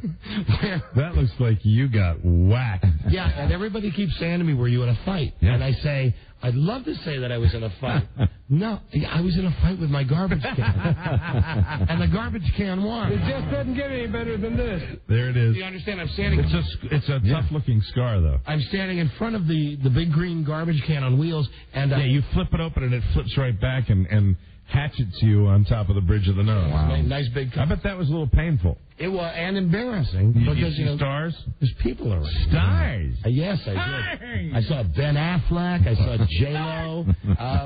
All right, Mike, when we come back, you're going to take the quiz. I am so excited about this. The Charlie Broyhill, Lisa Herndon. And I'm going to predict, how many questions are there? Oh, I don't know. There's got to be at least 30. I predict I'm going to get at least a B+. All right, we'll find out. And everybody at home can play along, too. All right. You've heard Charlie on the show for almost... I'm going to get a B+ on that monkey. Let's see how well everybody knows the Cro-Magnon man. We'll be right back. This is the Don and Mike Show. How can I ever repay you? Well, a reward would be good. There is some damage to my car. It's a high-performance machine, so I had to fill it with premium. Would you like for me to take your pants off instead? Gee, let me think. Sure. The Don and Mike Show. America's favorite damn dummies. Don and Mike. Somebody finally gave me the information. Those guys in Baltimore on Live 105. It's Out to Lunch with Bill and Thrill. Bill and Thrill? That's the midday show. It's pretty good. Very good. Pretty good. If I was running things here, I did for a while. I just didn't listen, so I quit. Put that on middays. Just have Ron and Fez work 4 hours a day at night. Right? Because it's nuts. Having Ron and Fez come in for an hour, going back home for a couple hours, and then coming back and working 4 more hours. It's nuts. I mean, I know a lot of you around the country don't know. This is what's going on here at WJFK, or as it's referred to in the industry, laughing stock. Okay. Here we go. Oh, and about Baltimore. I just mentioned Baltimore. Tomorrow on the show, we're going to devote one break to Baltimore. We're talking to Baltimore and about Baltimore. However, Mike, with the caveat that we're not using our Marty Bass voices. And I'll tell you why. The HBO TV series The Wire, yes, which is based in Baltimore, right. What they want from us is one break of us doing a radio show about Baltimore. Mm-hmm. And, you know, like everything, it'll end up just being background for 10 seconds. Right. But at least they identify our show as being Baltimore radio. So they said, would you please do a segment? Rob, no, we can't do a segment called Where is Cal? It's just got to be a regular show. And they said, we love it. Do anything you want. Just please. So we don't talk like Marty Bass, but we can talk like Don Scott. They asked that we don't use those voices. But Don Scott doesn't have a Baltimore accent. Oh, accent, not accident. That's debatable. Don Scott talks like this. But he's got Don Scott has no Baltimore accent. He's got a touch of it. No, he's just Baltimore. That's okay. But he doesn't talk. Marty Bass has that. Hello. Doesn't Don Scott have a little lisp, though? No, he's got bad skin. No, that's Stan Stovall that has the lisp. Well, let's kick him off the broadcast, okay? Bad hair. Stan Stovall, who I think got fired from, was it 11 or 13, and now is relegated to doing the morning show at Channel 2 on the weekend. Right, I read where my buddy, not my buddy, but my classmate, Derek McGinty, is coming back to town to do, like a 7 o'clock Channel 9 show or something like that? Good luck. Hey, it's better than his last gig, I'm sure. His last gig was like World News Now at 2 a.m. or something like that, the wee hours of the morning. That's probably better than being on Channel 9 at 7 o'clock. I don't know, man. And more about local TV. I don't know if you read today. They had the Emmys, the local Emmys, the Washington, Baltimore area Emmys. Were no weathermen given Emmys? Oh, no, Tom Sater won. The guy from Channel 5. But here's the thing. I wrote a letter that said, please don't give any Emmy awards to the weathermen. They didn't listen. Here's the thing. Have you ever watched, like, Fox, where at the beginning of every newscast and at the end they say, thank you for watching the Emmy-laden Fox 5 newscast, winner of 28 Emmys. Right. Well, as it turns out, like all of the radio stuff that we refuse to be involved with, it's a giant J.O. Everybody gets Emmys. No. To get nominated, you have to nominate yourself. Right. So, why doesn't Channel 7 have the best anchor? Because Channel 7, as much as it pains me to say it, has got some scruples. Right. And they don't nominate their people. Also, according to something I read in the newspaper today, so first off, if you want to get a local TV Emmy, like for TV news, you got to nominate yourself. Which to me, and I know you agree, we felt the same way about... we could submit our names and just sneak it in? About the radio thing. You know, to win like one of these Achievement in Radio Awards, you have to nominate yourself. Right. Now, what kind of an award show is that where you're saying, pick me? It's like the Oscars and the Emmys. I mean, the real things. That's how they work. They nominate themselves. Hey, did the Washingtonian stuff come out yet? I have no idea. Does anybody know? Don't know. All right. But the point here about Channel 5 is, yes, they did win some ridiculous amount of Emmys. Did Will Thomas win any? Yeah. Yes, best female anchor, Mike.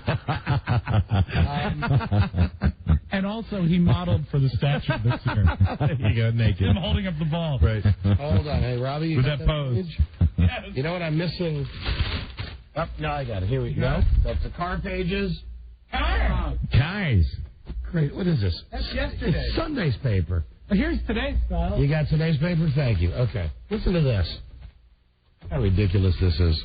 Channel 5. Oh, and it's got the thing on Hillary. You got that in the news, right? Yes, absolutely. So we're not going to talk about that now. Later. Big dumb Hillary. I'm very mad. Thanks for the insight. I wanted to wring his neck. I told you there wouldn't be anything in it. What did you expect? She's a senator. She wants to run for president. She's not going to give you anything. To wring his neck. Really? You didn't want to kick him in the balls? You didn't want to cut off his genitals? That's not senatorial. Right. You know that whole thing about I want to wring his neck? That's like what my wife says to me when I don't bring the trash up to the curb. I could wring your neck. That's code. Yeah. I could cut off your bees. Hey, listen. Lick the bees! He shot his goo all over a girl's dress. You expect something more impassioned. I could have wrung his neck. Anyway. That cad. Oh, fudge. Channel 5 cleans up again at Emmys. Blah, blah, blah, blah, blah. The reason Channel 5 won all of the Emmys is Channel 5 steamrolled through the local Emmy Awards Saturday night, taking home 17 statues. It's the 6th straight year the Fox station has led the pack. They won in many high-profile categories, including Best Anchor for Tracy Neal. All right, that's a good choice. Best Emmy for Evening Newscast. Best Dress. Hold on. Will Thomas. Best Evening Newscast for a major market, which was inevitable, since it was the only nomination in the category. Well, wait, I don't get it.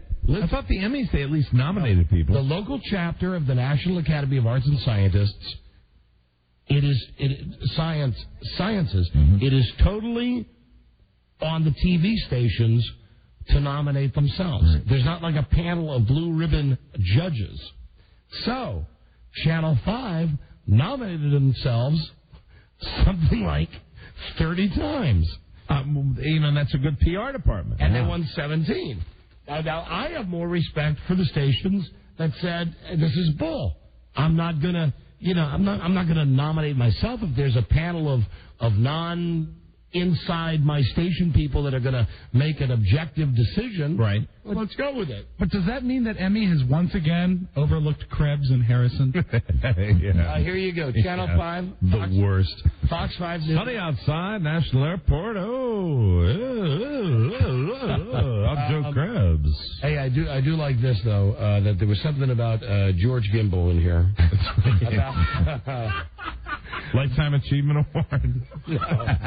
No. And the Emmy goes to George.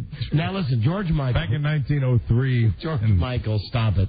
Who, inventor of the radon tube. Here he is. He's a good guy. Back George when he used Michael. to call the games at the Polo Grounds. Anyway, he won the award for best sportscaster. Best orange sportscaster. Hold on a second. This is funny. There were no nominations for Best Sports Anchor. Really? But WRC's George Michael did win for Best Sportscast. Good thing, because their entry was the only nominee in the category for Best Sports Broadcast. Channel 4 News Director Bob Long accepted on behalf of George Michael a perennial no-show at the local Emmys. Way to go, George. Good for you, George. Blah, blah, blah. We've never told him about these, Long said, about the statues that have amassed for Michael over 3 years. We have a huge collection of them. And don't tell him about it. He forgets. Hey, I got those statues. Cockamamie. Who knows that? Okay. And now, here you go. The Emmy for Best Sportscaster goes to...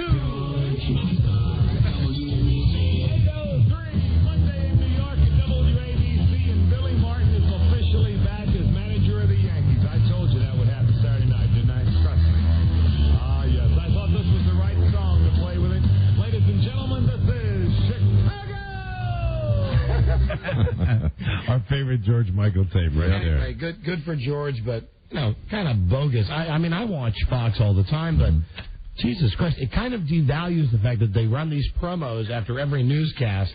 What did he do? What did he do? He wrote something down. What did he write? He said George forgets to attend. George is not that old. I know. He's only 70. You participated. You participated in this last week. I know what you're doing. No, you don't. You're doing the Redskins thing this year, and you're going to bump into George again. No, you're wrong. I'm not doing the Redskins this year. You're not? Really? No. I just told somebody over the weekend you were. Yeah, you know why I'm not doing it? Because this is the cheapest goddamn station on the planet. Right. You really think that's going to go down that way? They don't want to pay us. Oh. I mean, me and Charlie. That. All right. Hold on. No, and I'm not worried about running into George. Hell, I was at the... Hello? Hey. Hey. What are you enjoying for lunch? Well, this is just a snack. It's an apple. Any word from the man with many hats? No, the only thing I got was, are you ever going to talk to me again? See, here's the thing. I want to do the Redskins pregame show. I desperately want to do it, even though it'll F up my schedule and my wife is not for it. And Charlie wants to produce the Redskins games. Nobody better. They asked us back in December if we'd like to be involved with the Redskins broadcast. We said, yes, absolutely. Said, great. Well, they told us last week, we just don't have the money. Right. We just don't have the money. Okay. So, we've given them a deadline, and the deadline is next Friday, and that would be exactly 7 months after they asked us if we would like to come back and work on the Redskins show. You guys do a great job. Yep. And it's not. Let me tell you something. We ain't talking about big FU money. I know. We're talking about now what, Rob? Rob, let me write down now, Mike. When Rob's getting me with these George lines. You're right. When George first did the pregame show, they paid him in frankincense. But anyway, that's not why. Listen, George is an old man. I'll say it. This is what they were saying. I have no problem saying that, and you think I was not saying it because I'm going to see him at the Redskins game, right. But I got no problem with it. We won't be there anyway. Right, we won't be there. Right. Because Alan Lineman doesn't care. Well, he does, but it doesn't fit into his schedule yet to care. You should see one of the responses that Charlie got from an email. Sent him a letter. And actually, by Broyhill standards, it was pretty nice. It was, Dear Alan, Don and I need to know, if we're going to go for the Redskins season because, we have to, every single weekend is taken up with this stuff, and we'd like to know in advance, and Charlie's trying to plan a honeymoon, and please let us know by Friday, June 20th, or we're going to have to back out. Which is only 6 weeks before the first preseason game. Wow. And he wrote a very nice one-word response. Nice. Yeah. He sent back an email saying nice. As if to say, hey, that's nice of you guys. Mm-hmm. Except he didn't mean it like it was nice. It was like, right. Nice. Oh, there's a little tension around. Right. So I don't know if we're doing the Redskins or not this year. Oh, wow. Okay. All right, Charles. Won't mess up my honeymoon. Nope. And you're going to have a great honeymoon based on these questions and answers I have. Oh, I can't wait. All right, I'm going to start it right now. Okay. Okay. Bye, Charles. Well, actually, I got to do a break. I got one question before we go to break, and I promise we'll come back and we'll do this. Are you ready, Mike? I am ready. These are questions supplied to me, given at Lisa Herndon's... You have the answers also? ...shower. The deal was they asked Lisa questions about Charlie that Charlie had answered in advance. Mike, let's see if you can guess Charlie's answer. What is Lisa's favorite place to vacation? Lisa's favorite place to vacation? I will say Ocean City. Close, but not exactly. How about Charlie's favorite place to vacation? Home. No, I am sorry. Lisa's favorite place is any place warm. Mm-hmm. And Charlie's favorite place to vacation is any place they're together. Oh, God. Very nice. Jesus Christ. I think we're going to need the puke sound effect. Wow. Okay? Wow. Oh, my God. Stand by. Wow. Plenty more of Charles and Lisa as we count down to the wedding. Just like three weeks away from now. Be right back. This is the Don and Mike Show. Stop by Dunkin' Donuts today for a delicious and refreshing Coolada. It's the perfect treat for any time of the day. A frozen drink available in coffee, strawberry, orange, mango, vanilla bean, and new lemonade. Just the thing to keep you cool this summer. Prices and participation may vary. It's Rob on a commercial. I know. Now listen, everybody, hurry because the special offer for Singular we're going to tell you about ends June 15th. So call Singular Wireless at 1-866-SINGULAR. It's a big promotion they're running for Dad's Day. And Grad Day. That's right. Now, you've already had Grad Day, but you've got Dad Day right around the corner. So do you. And so does Buzz. Yes. With his cats. Right now, buy one color screen Nokia 3560 phone for $29.99. Get a second one for free after the $50 instant rebate when you sign up for a 2-year service agreement. Get one for your dad and another for your grad. Plus, on plans starting at just $39.99 per month, you can add a family talk line for just $19.99 per line per month and call each other for free with unlimited mobile-to-mobile calling. Certain restrictions apply. See any Singular store for details. WKFK. This is the Don and Mike Show. I can't remember being surrounded by so much happiness. I'm so happy. I can't wait to come back tomorrow. The Dawn and Mike Show. You can call Don and Mike anytime from anywhere in America. 877-365-3636. They're ready to believe. Uh-oh. Sounds like somebody's got a case of the Mondays. It's where wrongs are righted and rights are eliminated. The Don and Mike Show. Right. Hello there, Don and Mike. Hello. Yeah, hi. Yes, I was listening to you guys talk about the Emmy Awards. The local? And the local ones. And I just received one this Saturday for the Baltimore Ravens for Best Sports Live programming. Well, you sound like an Emmy winner, sir. You do. Yes, sir. And it's a little more than I've also judged for Emmys as well, and it's a little more than just nominating yourself. Yes, explain. Well, you pay for to enter the. Did you say you won an Emmy? Yes, sir. Well, for being a dumb-sounding guy? And you paid to enter? No, the Baltimore Ravens paid. Every company pays to enter. What did you win an Emmy for? Kickoff, Ravens kickoff. It's a preseason game.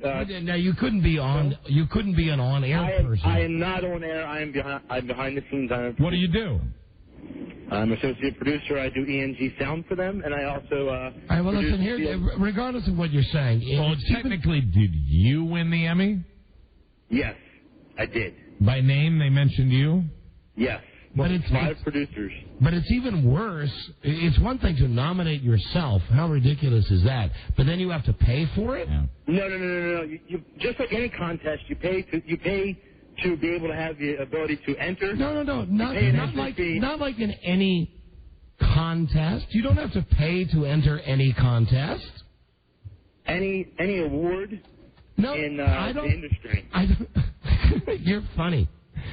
Really? Okay. What other awards do you have to pay? I mean, I know that there are Jive Radio Awards that we don't participate in because we think the notion of nominating yourself is pretty presumptuous.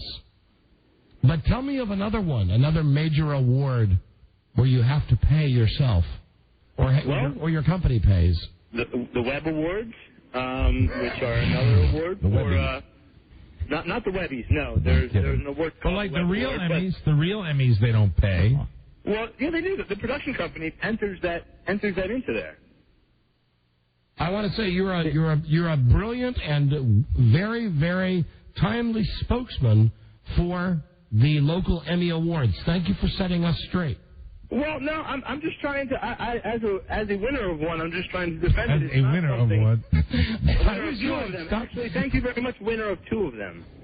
Winner the past of 2 years, I have won, and the Ravens have won 10 of them in the past 7 years. 10 of them. You are the biggest retard. Not just anybody can win. I was a big fan of your show. Oh, you were, and now we've lost you? Now you're not? Formerly. Now you guys are being jerks. I mean, why should I listen now to listen, you? Well, no, you just don't sound like an Emmy winner. You sound like a guy that maybe barely got out of high school. Your enunciation and is it's the way you express. Okay, I'm an artist. Your command. Your command. Excuse me? Your command. How old are you? Of the language. 27 years old. Leaves a lot to be desired. What do they hand, like, your whole broadcast? You all get, like, 7 Emmys? I don't doubt that you, that you in fact, have won 2 Emmys, and perhaps you're very good on the technical side. But when it comes to being a spokesperson as to debating the points that we were bringing up about why we think this is bogus... You're kind of funny to listen to. Dude, you're like retarded. And I'm driving here, trying to find a place to walk. And I understand that driving and speaking is incredibly taxing, especially for an Emmy winner. So you won an Emmy last year? Yes. And you won an Emmy this year? Yes, sir. And what was the category and who were you nominated against? We were nominated against, this past year, we were nominated against nobody, so we unequivocally won. You probably, how did you win? Unequivocally. So you were nominated against nobody, which means that Well, that does not mean nobody else entered. That does not mean that, because this is the other point that I was calling to say, is that I have judged Emmys as well. Hold on, just a second. If you were the only people who paid to be judged, and you had no, it, though. and you had no competition. No, that is not the case at all. As in the 2000 year, there was no nominations in any sports category at all. There was no nominations in any sports category at all. In the year 2000, there were no nominations for any sports category. Do you do any writing for the broadcast? No, I do not.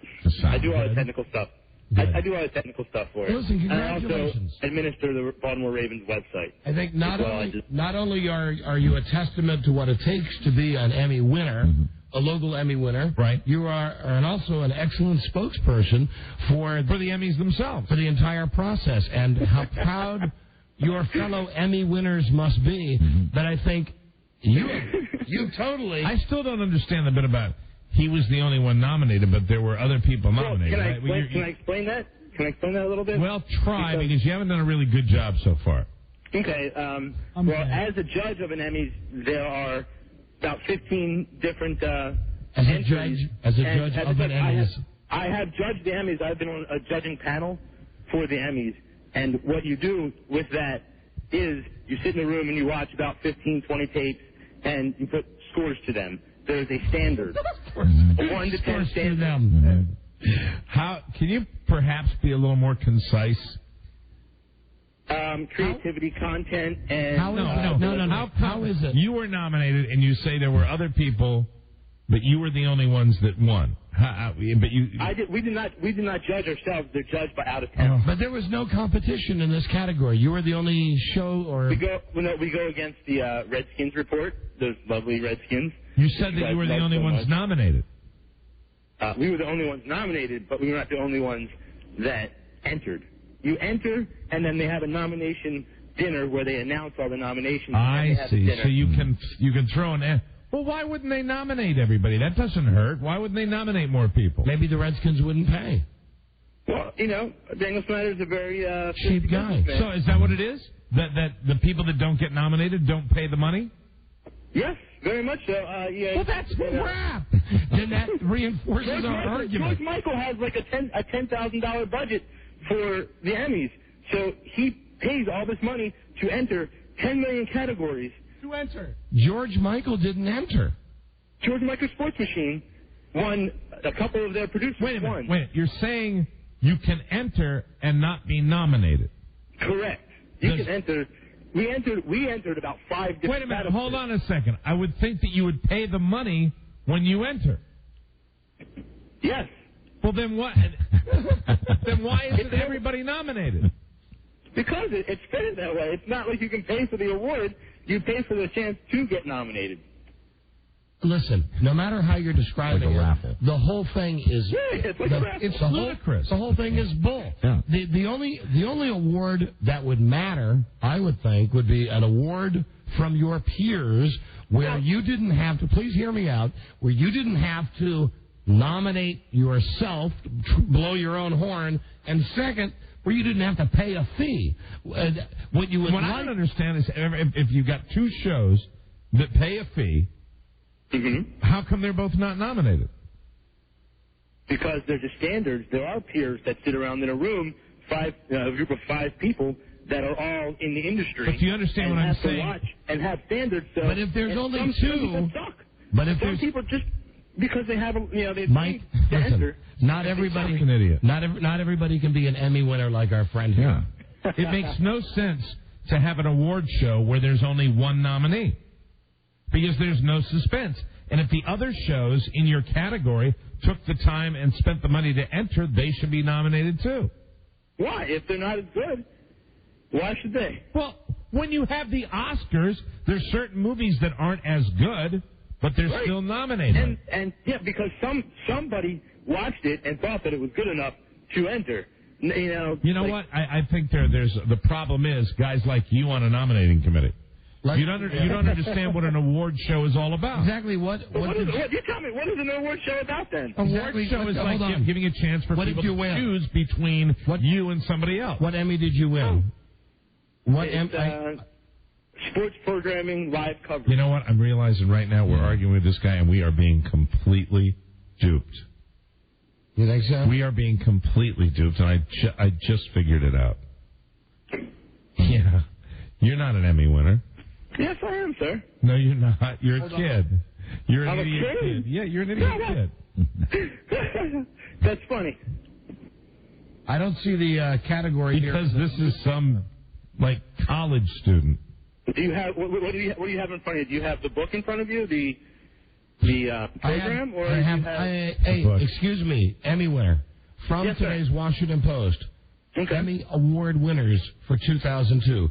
News program, news programs, program station image, special boards, news series, sports, editing general segments, photography live, documentaries, magazine format, editing, sports, audio studio remote, children's programs, tape, program segments, public affairs, news segments. And if he won for the Ravens, he wouldn't be at the Washington Emmys. No, it's the regional Emmys. It's Washington, Baltimore. Mm-hmm. Yes. Sportscast, host, interviewer, editing, public affairs, acting, performing, announcing. Sports program. All right, what is your name? Brett Dorman. Now, it does say sports programming live coverage. Kickoff, Rave TV, Larry Rosen, reporter, and W. Donald Dorado, Lauren Taubman, Brett Torman, and Pete Hawk, producers. So it's a very good chance that this moron is an Emmy winner. What is his name? He said his name was Brett Dorman. Brett Dorman, and the name is... It's in there? It's in there. Thank you.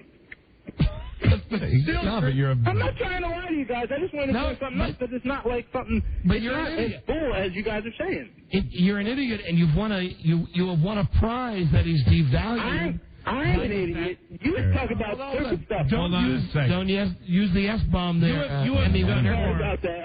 By your phone call, you have done more to indicate to us that the Emmys are valueless. The local TV Emmys are valueless. You've hurt the cause. It's not like the national Emmys where you have, wonderful categories with 4 choices. You're telling me that some peer group sits there in a room, a local peer group, and boycotts certain shows. And you want? I think it's fixed. You're on. It's not local. I think the fact that you've won for 2 years in a row is proof positive that it's fixed. Congratulations. You won a useless award that you had to pay for. You won a useless award. Have you ever won an award where you didn't pay an entry fee? Oh, yeah. Really? Name it. In college, of course, I never know a professional award. In the real world. And I'd like to know where he went to college. Where did you go to college? I went to Villa Julie College. Pardon me? Villa Julie College. It's a school in Baltimore. Studied video What is that, production. 13th grade? What is that like? Is that like a correspondence school? No, it's kind of like geared towards as a vocational school. It's a vocational but it's not. It is no. I don't say it like that. I say it like that. You went to a trade school. You didn't go to college. No, I did not. No, I did not. And I'm not trying to represent Village Julie College like that because it was a 4-year college and they now offer. And for some people, it's an 8-year college. Listen. So you went to a 4-year trade school. Listen, point well taken. You are an Emmy winner. You're right. We're wrong. We stand in front of you and we say, listen, you have won the pinnacle, the most achievement you can win in your industry. Congratulations. You're right up there as far as I'm concerned with the cast of Friends. I mean, why? No, it's no wonder nobody else was nominated because, you're the best. You're the pinnacle. Why nominate anybody against you? Exactly. Like when it's hopeless. Right. Why go? Right. Why even have the? Why try? Why even have the process? Why pay the entry fee? And incidentally, what is the fee that you have to pay to enter yourself? I think it's $150 per person that you nominate. That you enter. And what's the value of the statue? What would maybe $9? No, it's a nice little. It's the same statue that those people, the Friends, and all those other. And now you've got 2, and all your coworkers have 2. No. The guy that duct tapes down the cables, did he win one too? No. Good. We actually do the grunt work, the production. Travel with the team and work with them 6 days a week. We are honored to be in the presence of an Emmy winner. Really? And someone who, listen, you may tell your friends that you were on this show. I feel so wonderful about the local Emmys now after talking to this guy. You set us straight. It's Brett, right? Brett. Yes, sir. Brett Dornan, two-time Emmy winner. Two-time Emmy winner at the tender age of 27. And keep in mind this great accomplishment. This year, for his work with the Ravens, not only did he win a second Emmy, there was no competition, and he paid $150 to enter. Good work. No, but I didn't pay anything. That's the key. That's right. Your producers did. But somebody did. No, my bosses did. Your bosses did. The company that produces the show did. Was he blessed to win back-to-back? Are you a two-year-in-a-row winner? Yes, sir. Good luck on the three-peat. You're a phenom. Next year it's 3. Are you any relation? Next year it's the National. Any relation to the famous former Congressman, Bomber Bob Dornan? No, because it's Doorman. Oh, it's Doorman. Yes. Like looking into his future. No, I did that in college. My friend? Yes, sir. Can I tell you something? Yes, sir. Think about this tonight. Okay. Jerry Seinfeld has only won one Emmy. That's right. And you, Bob Doorman, have won 2. Brett Doorman. Mm-hmm. The difference, I guess, being Jerry Seinfeld didn't pay for his. But congratulations anyway. And Jerry Seinfeld actually had some competition. Other people in his peer group. Can I ask you a question about your desk? Yeah. At your desk, do you have any sort of miniature ball? Like a baseball, a basketball, a football, any type of miniature ball? Yeah. Yeah. How often do you... Hey, Mike, knock it off. I have a little football on my desk. It's a good stress reliever. How often do you rotate your Emmys? Now that you've got 2 of them. You could use those Emmys for bookends if only you had some books. Have you named your Emmys? No, I haven't named them yet. I'm not that weird. How about Dumb and Dumber? I reserved that name for you guys. How about... Hey, what a good comeback that was. How about Fake and Not Real? How about Bought and Paid For? I like that. That's a good one. Are your coworkers equally proud of their Emmys like you, Bob Doorman? I'm sorry, Brett Doorman? I'm sure they are. Do you take them to bars? No, don't do that. All right, well, listen, you've set us straight. There he is. Emmy you have winner. Put us in our place, Brett. Local Emmy winner, and how wrong we were to speak of the local Emmys in such a bad light, Mike. As Brett has explained to all of us, it is a grueling, exhausting process that really separates the cream, and you see people like Brett rise to the top. Thank you, noted idiot Brett. We've got a break now. Thank you. I'd like to thank you for letting me have a nice car ride. Okay, Brett. You're welcome. Yeah, it's my time. Okay, take care, Brett. Bye-bye. I'll keep listening now. Oh, hey, Brett? Yeah. Bye-bye.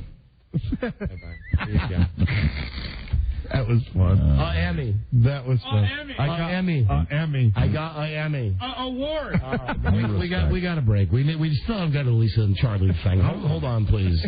Emmy. Emmy winner Charlie Broyhill coming up. Right back. This is the Don and Mike Show.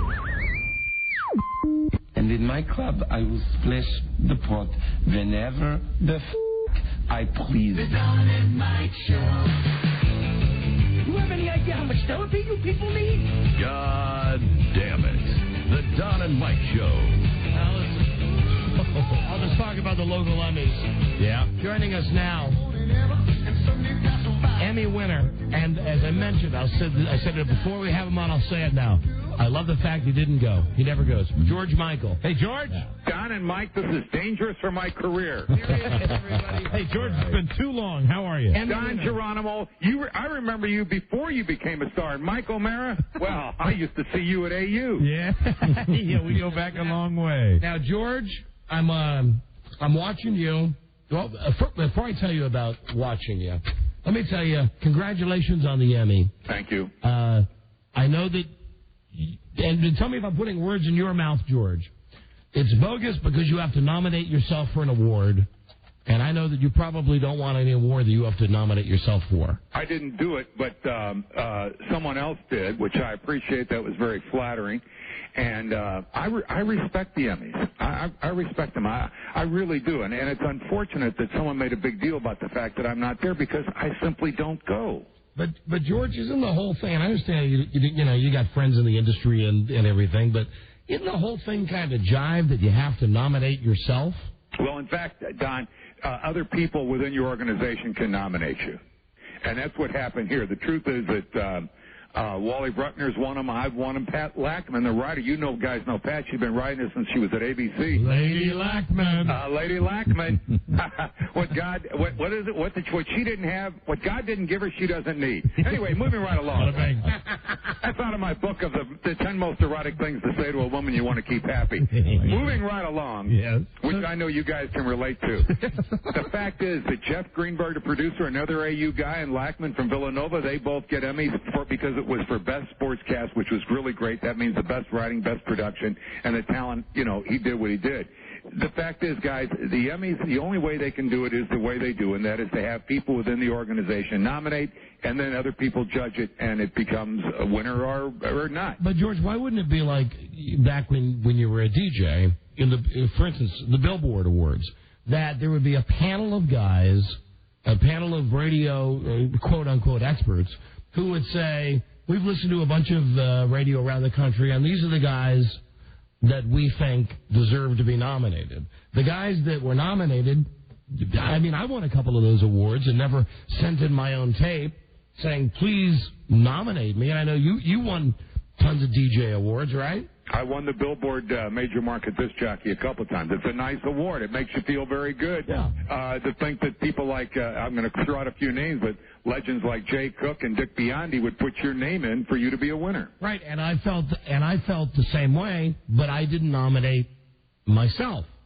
And I understand your point that you didn't nominate yourself, somebody else at Channel 4 nominated you. But if it really came down to them coming to you and saying, George, do you want to be nominated? What would you say? Oh, I'd say no, thank you. That's what a pro says. Guys. Have you ever gotten nominated with the National Emmy for the Sports Machine? We won quite a few. Lackman won as a writer, and I won as best host the National Emmy. And that doesn't work the same way, does it? No. In fact, I don't even know how that works. I got a call asking if I could be in New York on such and such a day, and I said, for what? And they said, well, you've been nominated for the National Emmys. Wow.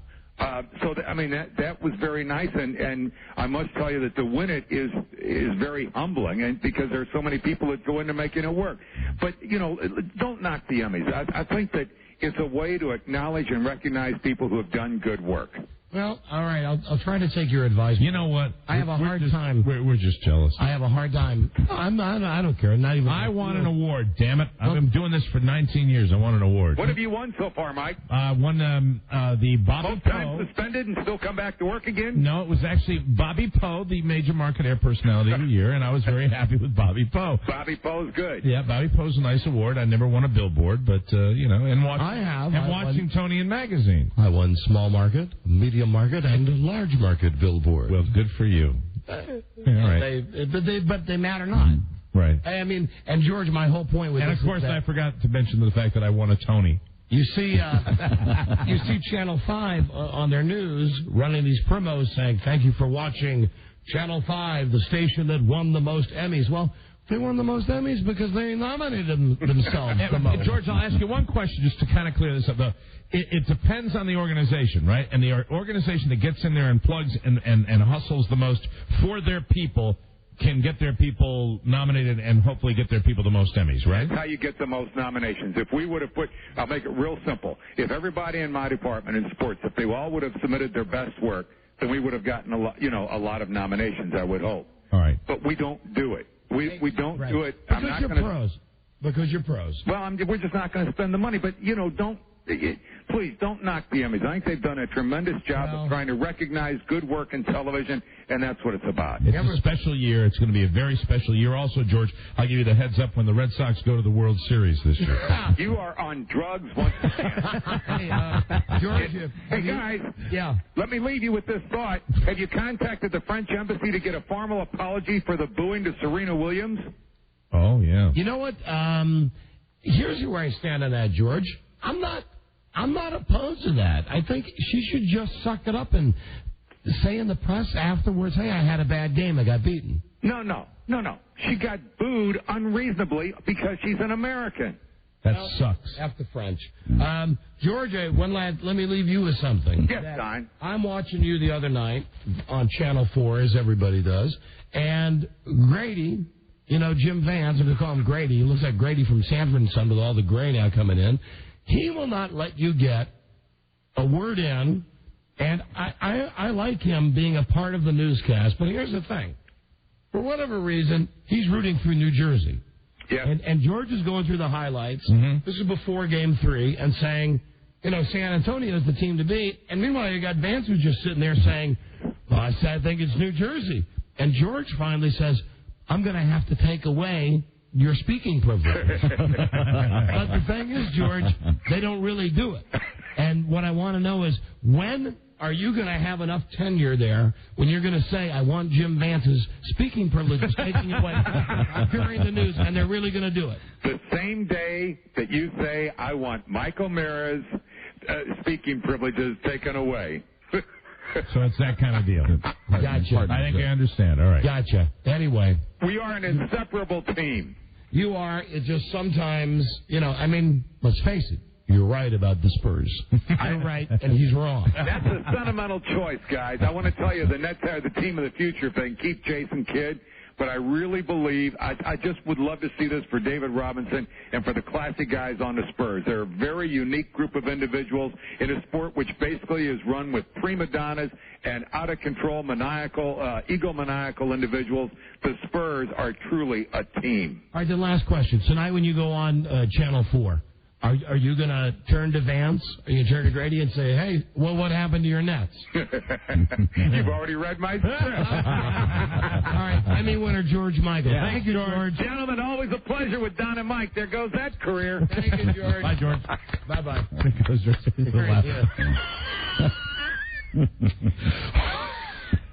Checking in from Leisure World. I like George. We poke fun at George about a bunch of stuff, but he is a good guy. Hello, Don and Mike. Big friend of the show. Hello. Hey, Don and Mike. Very true. Hi.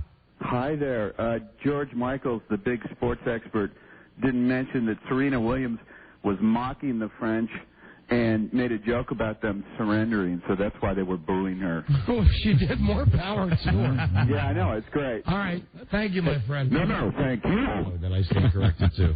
All right, listen, you're going to have to listen tomorrow to hear the Charlie and Lisa. Oh, you are disappointing legions of Charlie fans who will have to wait till tomorrow. Well, we got to get to the news now. I understand that, Don. And we've also not heard Cheryl the Big Dykes report from the Gay Pride Parade. So there's a lot of stuff we're going to kick over to tomorrow. Hey, Don and Mike, we're going to do it like they do it on the Discovery Channel.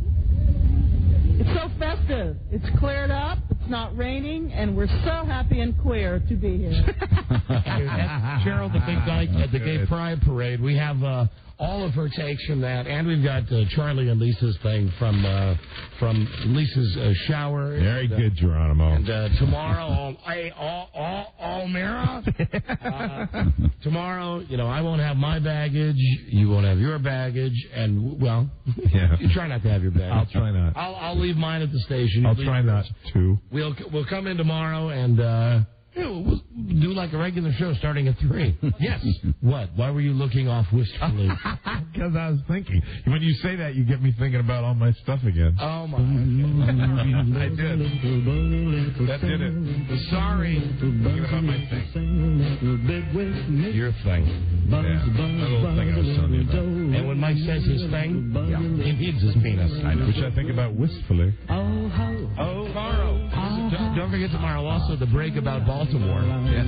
We have to tape an entire segment so they can use it on HBO's The Wire. Are we going to be ourselves? I think we should. I really do. I mean, otherwise they're not going to use it. Right, exactly. It's going to be, the way it was explained to me, you've seen where these guys are sitting in the car, they're on a stakeout. The bad guys. And one of them actually says, let's turn on Don and Mike.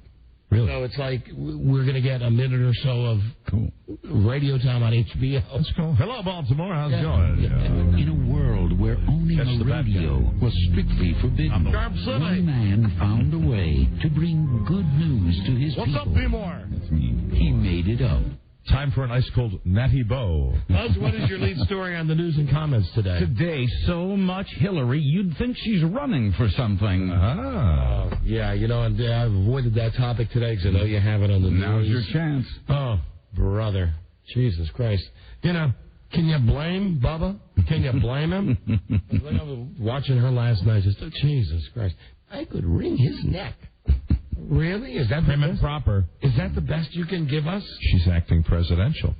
I could wring his neck. Stay tuned for news and comment coming up on the Don and Mike Show. He like number 3'd all over Monica.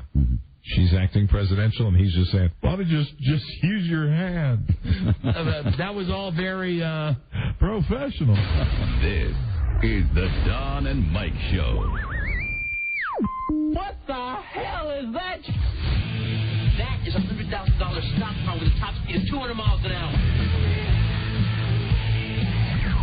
The new home of NASCAR, 106.7 WJFK. Making the right career choice is important. The United States Secret Service is currently recruiting applicants for its uniform division. The position demands integrity, a great work ethic, and appreciation for teamwork.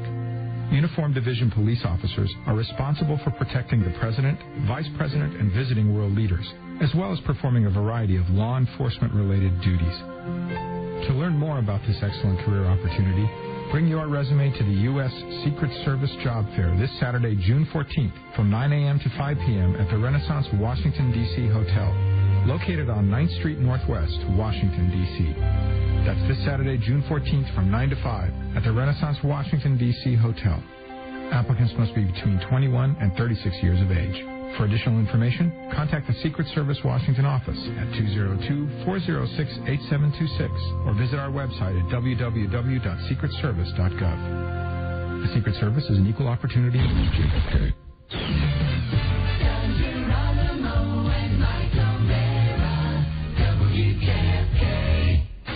This is the Don and Mike Show. What's the word from Planet Crackpot? The Don Mike Show. If you please, their show is filled with blood and cheese. Don Geronimo and Mike O'Meara. I don't believe what I just heard. It's not a national spot. Oh, yeah, right. Hold on a second. Whenever we play something that's got a little bit of soul to it. Tell him Miss Sabian's not here in 20 minutes. You die. We just ran a commercial on our flagship station on WJFK. The Secret Service. Wow, cool. That they're looking for people. Spies. I'm ready. It's a funny concept. The Secret Service is looking for recruits, and they're running commercials on our show. That's cool. Homeland But Security. you know what? I think the people that listen to this show have the right stuff. It doesn't make me feel good about our country. We have Emmy winners. That's what they want you to think. Well, what about the guy that won an Emmy? Right. He could be an agent. Yeah. I've always wanted to be. I've always wanted to have that little thing in my ear and run around and wear sunglasses and a dark suit. Anyway, who am I to say? A spot is a spot. And thank you, Secret Service, for buying time. Mike, don't forget, just hours now. I'm proud to announce this. Again, just for those of you listening on WJFK, Mike and I are very jealous of the deal Ron and Fez have. Yes. We have agreed now in principle, Mike and I will work every morning from 5 until 6 a.m. Yes, for that very important 5 to 6 a.m. hour, and then we will be back with our regular slot at 3 o'clock. 3 to 7. We're doing that for the good of the company. Yes, we are. That's fantastic. We're going to see how tired they are when they come in. They'll be fine. We're going to get up and work 5 to 6 a.m., then go home with just enough time to start to relax, then come back and do our regular 3 to 7 show. Right. I was thinking for a minute. All for you. Right. Nice. Okay. It was a joke, everybody. I know some people are actually going to think... hey, how about that? I've been waiting. My commute starts at 5 a.m. Hey, you know what Rob was telling me? What? Lisa's got to say, we don't have time for it today, like everything on the show. We didn't have time for it today. But on Friday, when we weren't here because of Bart's graduation, one of the segments you ran was the jumper on the bridge. Yeah, it was like maybe a long time ago, like 3 years ago, there was a jumper on the American Legion. I remember that day. We got a call from Vera Abruptly at our traffic center saying, please run a disclaimer, tell people this is a recap. Metro traffic control was flooded with calls. Oh, cool. It was people who thought it was really happening. Yeah, I guess that best of thing at the beginning doesn't work for some people. I don't listen much, or well. Anyway, I thought it was funny, and Lisa's got somewhere she's got a voicemail with some guy that was irate. Wow. What was it? He got a speeding ticket? No, he did a huge, long detour, and he wants us to pay for the extra gas. Oh, my God. Anyway, you'll hear it tomorrow. We'll play it tomorrow. Plus, tomorrow we've got the gay pride tapes. Right. We've got Lisa and Charlie's wedding quiz. I'm looking forward to that. So much. Buzz and news brought to you by Veramax. Sexual pleasure and performance enhancer. Someone call for a doctor? Doctor developed, clinically tested. Veramax works.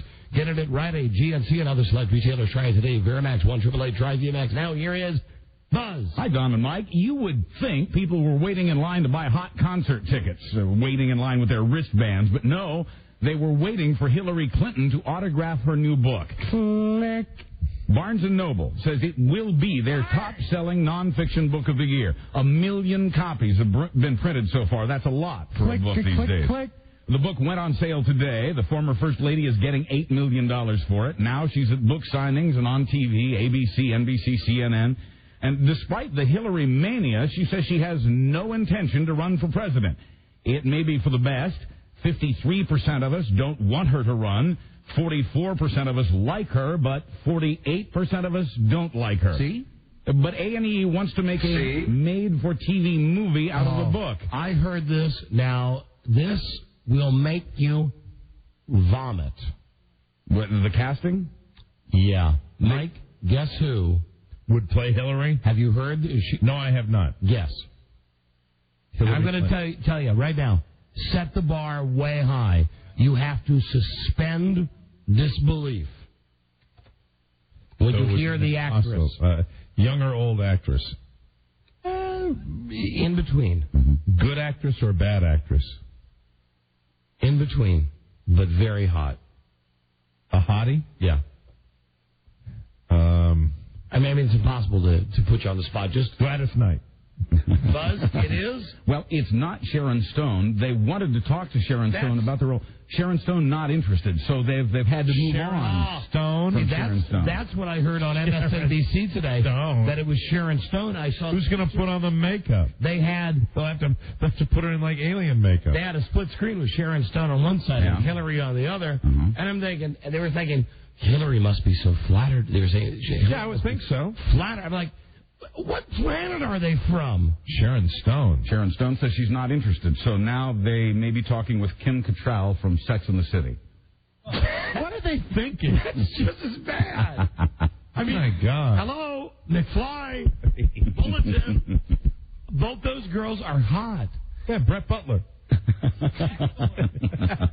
Roseanne. Bring his neck. Roseanne. That's the other side, though. I like Brett Butler. Going too far. We like Roseanne after some lipo. You get serious. You get that serious look on your face. I am serious. Roseanne after some lipo. Right. Campaigning for Bill, I could wring your neck. I was mad. Good news and bad news about HBO's The Sopranos, mostly bad news. We haven't seen a new episode since December, and word is we won't see any new episodes this calendar year either. None. We hear February, maybe March of next year. It's all right. Lost interest. Yeah, I have to. Count me disinterested. That's what I was going to say. The good news, perhaps, is that there may be more than the usual 13 episodes when the show does return, if anyone is still interested by then. There's a show that's coming on Showtime. It's a relationship show. It looks pretty good. Out of Order. I have seen it. It is incredible. Is it really? A great show. You know, that's the one I want to watch, and it's on Showtime. It's already on? Fantastic. Great story. Yeah, and I'm sure they'll repeat the pilot. All right. Great story. Is that the thing with William Macy? Great nudity. Yeah. Yeah. I mean, really, really good cast and lots of sex. Killer show. Yep. Anyway, about The Sopranos, creator David Chase was expecting to wrap up the series with a story arc in the upcoming 5th year, but now he says he's not sure he can squeeze it all into 13 episodes. Filming got off to a late and rough start this year because of the holdout of star James Gandolfini. Oh, come on. But quoting Chase, now it's going real well. You're going to get Sharon Stone to play Hillary? Here's the premise for the first episode. What are you, gay? AJ needs Rogaine. AJ's losing his hair? He's so old. Oh, that's an aging joke. So much time has gone. We were doing that before with George. Hey, you know who would be good, though, is Hillary, and I mean this seriously? Kathy Bates. You'd have to get her to lose a couple of pounds. Yeah. Yeah, but that's no small task. Well, you get her on the... You're making her too fat. You're making Hillary too fat. Get her on the lipo. All right, here's another one. What about Ellen DeGenitals? To play Hillary? Yeah. Too goofy. Yeah, too bird-like. Okay, well, you give her that Mrs. Doubtfire stuff so that, her ankles get real big like Hillary's. Here we go. You know, really? Okay, come on. I'm not joking either. Then why are you laughing? Because you're going to laugh. Yeah. Erica Slezak. Yes. Vicky. From One Life to Live. Couldn't Vicky do it? I hate to say this. She's too pretty. Wow. You never thought you'd say that. She's too pretty. Way. I want to write down, and I can't say this because it'll hurt somebody's feelings. We don't want to do that. But I swear on my kid's life that I think this really is the person who looks. Mm-hmm. Don't you think? There's a similarity. If she cut her hair? Yep. Absolutely. Someone who works here. That would work. Just someone who... Show me breasts. Yes. Someone who works here. Someone who works here. And incidentally, happy BYD TW, everybody. Amen. Happy bring your dog to work day. Today is bring your dog to work day. I didn't know that. I didn't know I would have brought a dog. Yeah. Well, right now there's a lot of Hillary. Someone who works here. Mm-hmm. Oh, heck, I'll say it. Mm-hmm. I love her, Miss Bobby. I know. She loves you. She brings her dog in all the time. But it's nuts. Mm-hmm. It's just nuts. You come down the hallway, and there's a big dog coming down. It's a sweet dog. Giving you big, slurpy dog kisses. Yeah, very friendly dog. It's weird. Right now, there's a lot of Hillary, but that'll change as summer progresses. Put that dog in a box. As summer progresses... I don't mean, put it down. I mean, bring a kennel in. Oh, crate? Yeah. Put it in a box. Oh, let it run free. There's always that chance that it might, go number 2 in Allen's office. But it never does. It never does. That's the problem. Because it's not well trained. There's never a payoff for that dog. It's just a sweet mutt dog. I'd like to see that dog make a little dog do. Wouldn't that be great? Oh, wouldn't that be fun? What is that? Dog urine everywhere? Everywhere. Remind us of Weva. Mm-hmm. Oh. That's no dog. Well, there's a lot of Hillary now, but that'll change as the summer progresses with the release of the new Terminator movie. After that, we'll find out if Arnold Schwarzenegger is running for governor of California. I want to run for the governor because I say it's good for, the people to see the Terminator and then elect me to the governor's mansion. Now, this is maybe... You got a question? This is maybe... Yeah. Something to think about. Mm-hmm. When Bart and I were in the audience of Too Fast, Too Furious... Yeah, that's a good movie. Not as good as Terminator. And that movie made $50 million this weekend? Oh, it was crazy. It's going to be a paltry sum when you consider what I'm going to make. My movie will make hundreds of millions of dollars the first weekend. $52 million. It was full of kids. Theater's full of kids. Sure. Yes, I like the kids. The kids like Terminator. I was, as always, old and pathetic in this theater. When Arnold came on... Did you go with your son? Yeah. Yeah. And when Arnold started speaking in the trailer, and especially when he said, She'll be back. She'll be back, Sarah Connor. People were laughing, and they weren't laughing in that way like, yeah, that's a catchphrase we've heard before. I don't understand. They were laughing in that... You saying they were mocking me? That sarcastic way. I predict my film would make 110 million marks. Deutsch Mark. Thanks. You're going to come and see it, Buzz? Oh, I'll be there. Good. Absolutely. Sure. Why not? Why not? Have a good time. After the release? I'm in the scene. After the release of The Terminator this summer, we'll find out if Arnold's going to run for governor of California in 2006 or sooner. Of course I will. I will run for governor because I demand to have a guy that's in touch with the people who can speak the language. Well, as I told you before, he still has to check with his wife, but expect him to run. He told Esquire, if the state needs me and if there's no one I think is better, then I will run. Are you kidding me, Maria? She's a skeleton. He has also hired a political advisor. I have. At the taping of the Stunt Awards, which air tonight on the USA Network. Yeah, that's the best guys that set themselves on the fire and jump from the tall buildings. I bet there's a guy out there somewhere who has won a Stunt Award. A Stunt Award, yeah. That'd be great. Like that Emmy winner. He was a smart guy. Well, Arnold says a stunt is a slowly controlled crash like the California state budget. You'll hear him say that on the show tonight. Yeah, it's like the California state budget. That's my joke. So, are you ready to vote? Vote for me, Arnold, in the governor's mansion. More great quotes. I'm the kind of person who stays on message. Right now, the message is after-school programs. After that, the message is go see Terminator 3. After that, I can talk about the other message. That's right, which will be vote for Arnold. We got a break. I says yay. We will be right back. This is the Don and Mike Show.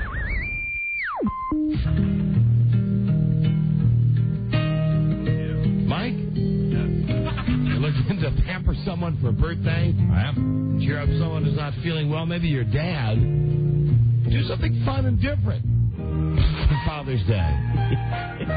Send him an erotic pajamagram.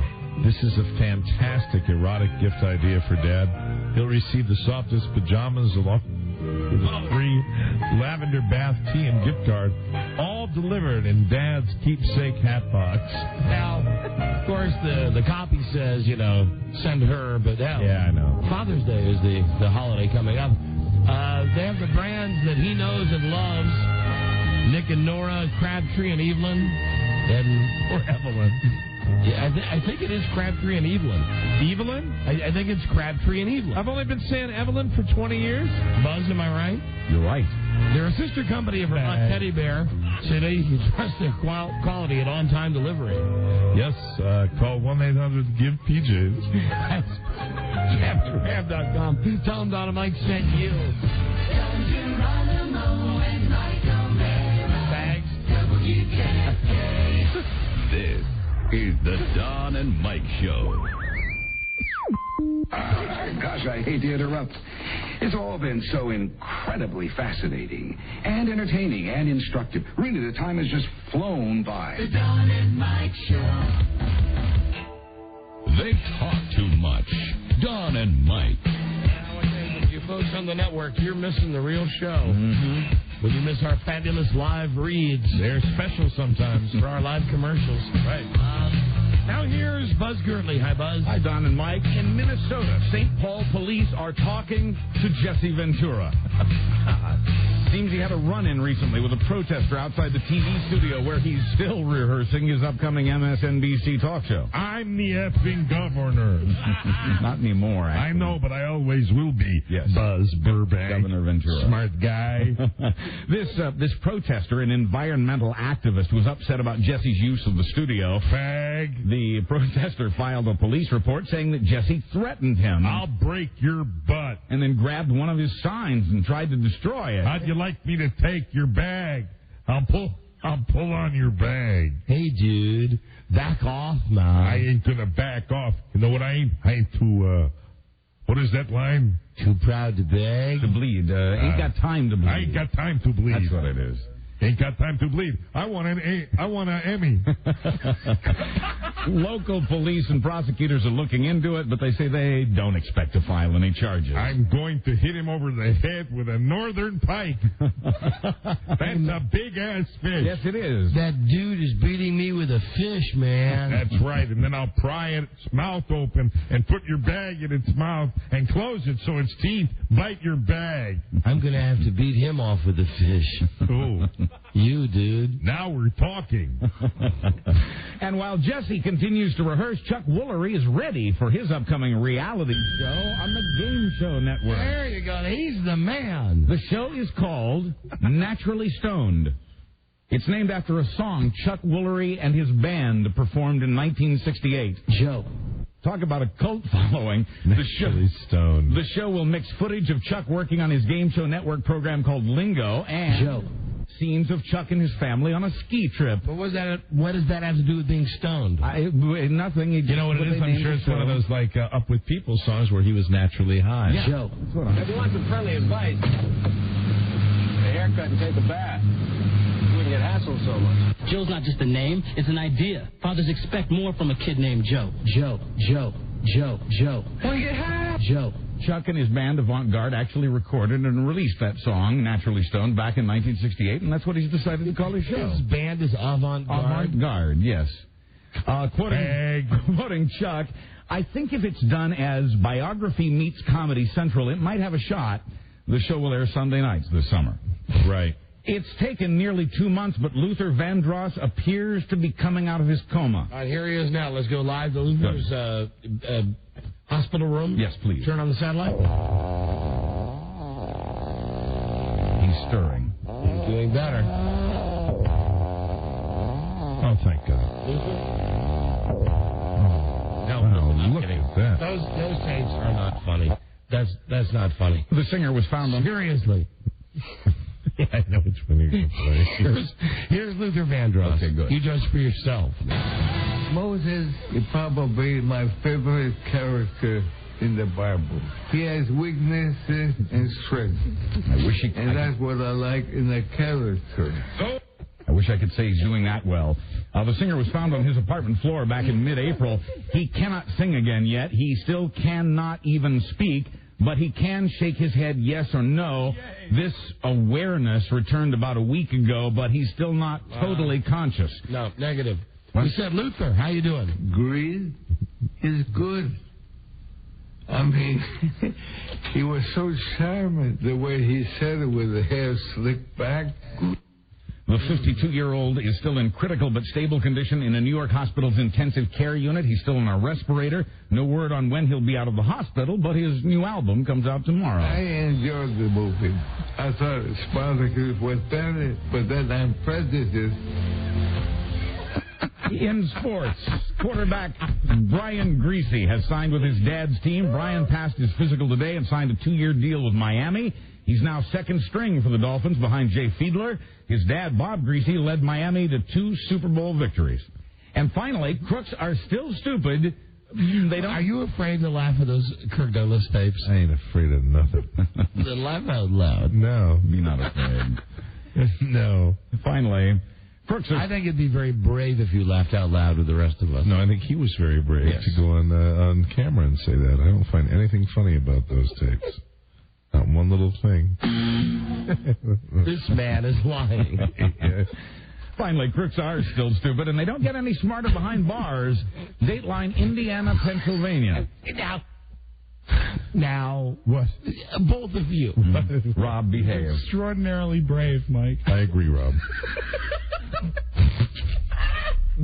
In Indiana, Pennsylvania, a teenage inmate at a Pennsylvania state prison had to be chiseled out of a toilet after he stuck his hand deeply into it. Hey. The 19-year-old told the guards he didn't believe the other guys when they told him about a previous con who'd gotten his arm stuck in the John a few months earlier. Joe. I'm Buzz Burbank on the Don and Mike Show. Hey, dude. Your hand smells like ass. What is that smell? Hey, dude, what is wrong with that guy? You want to play it one more time? You're looking at Rob like you want to play it one more time. He's already put it away. Oh, dear. I'm sure he can get it quickly. He's fast as lightning when he's motivated. Right. Yeah. Hey, dude. This dude today down in the cell block put his hand all the way down the toilet. Listen, isn't that right, dude? Spartacus was the most important thing I did in my career. Because Spartacus represented a man who wanted freedom. That's Ruben Studdard, dude. I take it back. That's Luther Vandross, dude. There it is. Okay. Are you done? Yeah, I'm done. Oh, okay. Did you say I you were? did. Oh, Yes, I I'm did. sorry. Well, then, It's time to get out of here. see you tomorrow with all the stuff that we didn't get to today. All right, then. If we had done that today, I'd have to plan a whole new show for tomorrow. That's right. But now tomorrow's in the bag. I wish I was brave enough to laugh out loud. In the nutsack. Good day to you, sir. Good day to you, sir. Good day to you, sir. Good day to you, sir. Thank you. And Rusty. John, goodbye. BM. Peter, Tim. Till we meet again, this is Sammy Davis Jr. saying, be kind, be nice, and I hope the next performer has the pleasure of having as nice an audience as you've been tonight. And let me leave you swinging.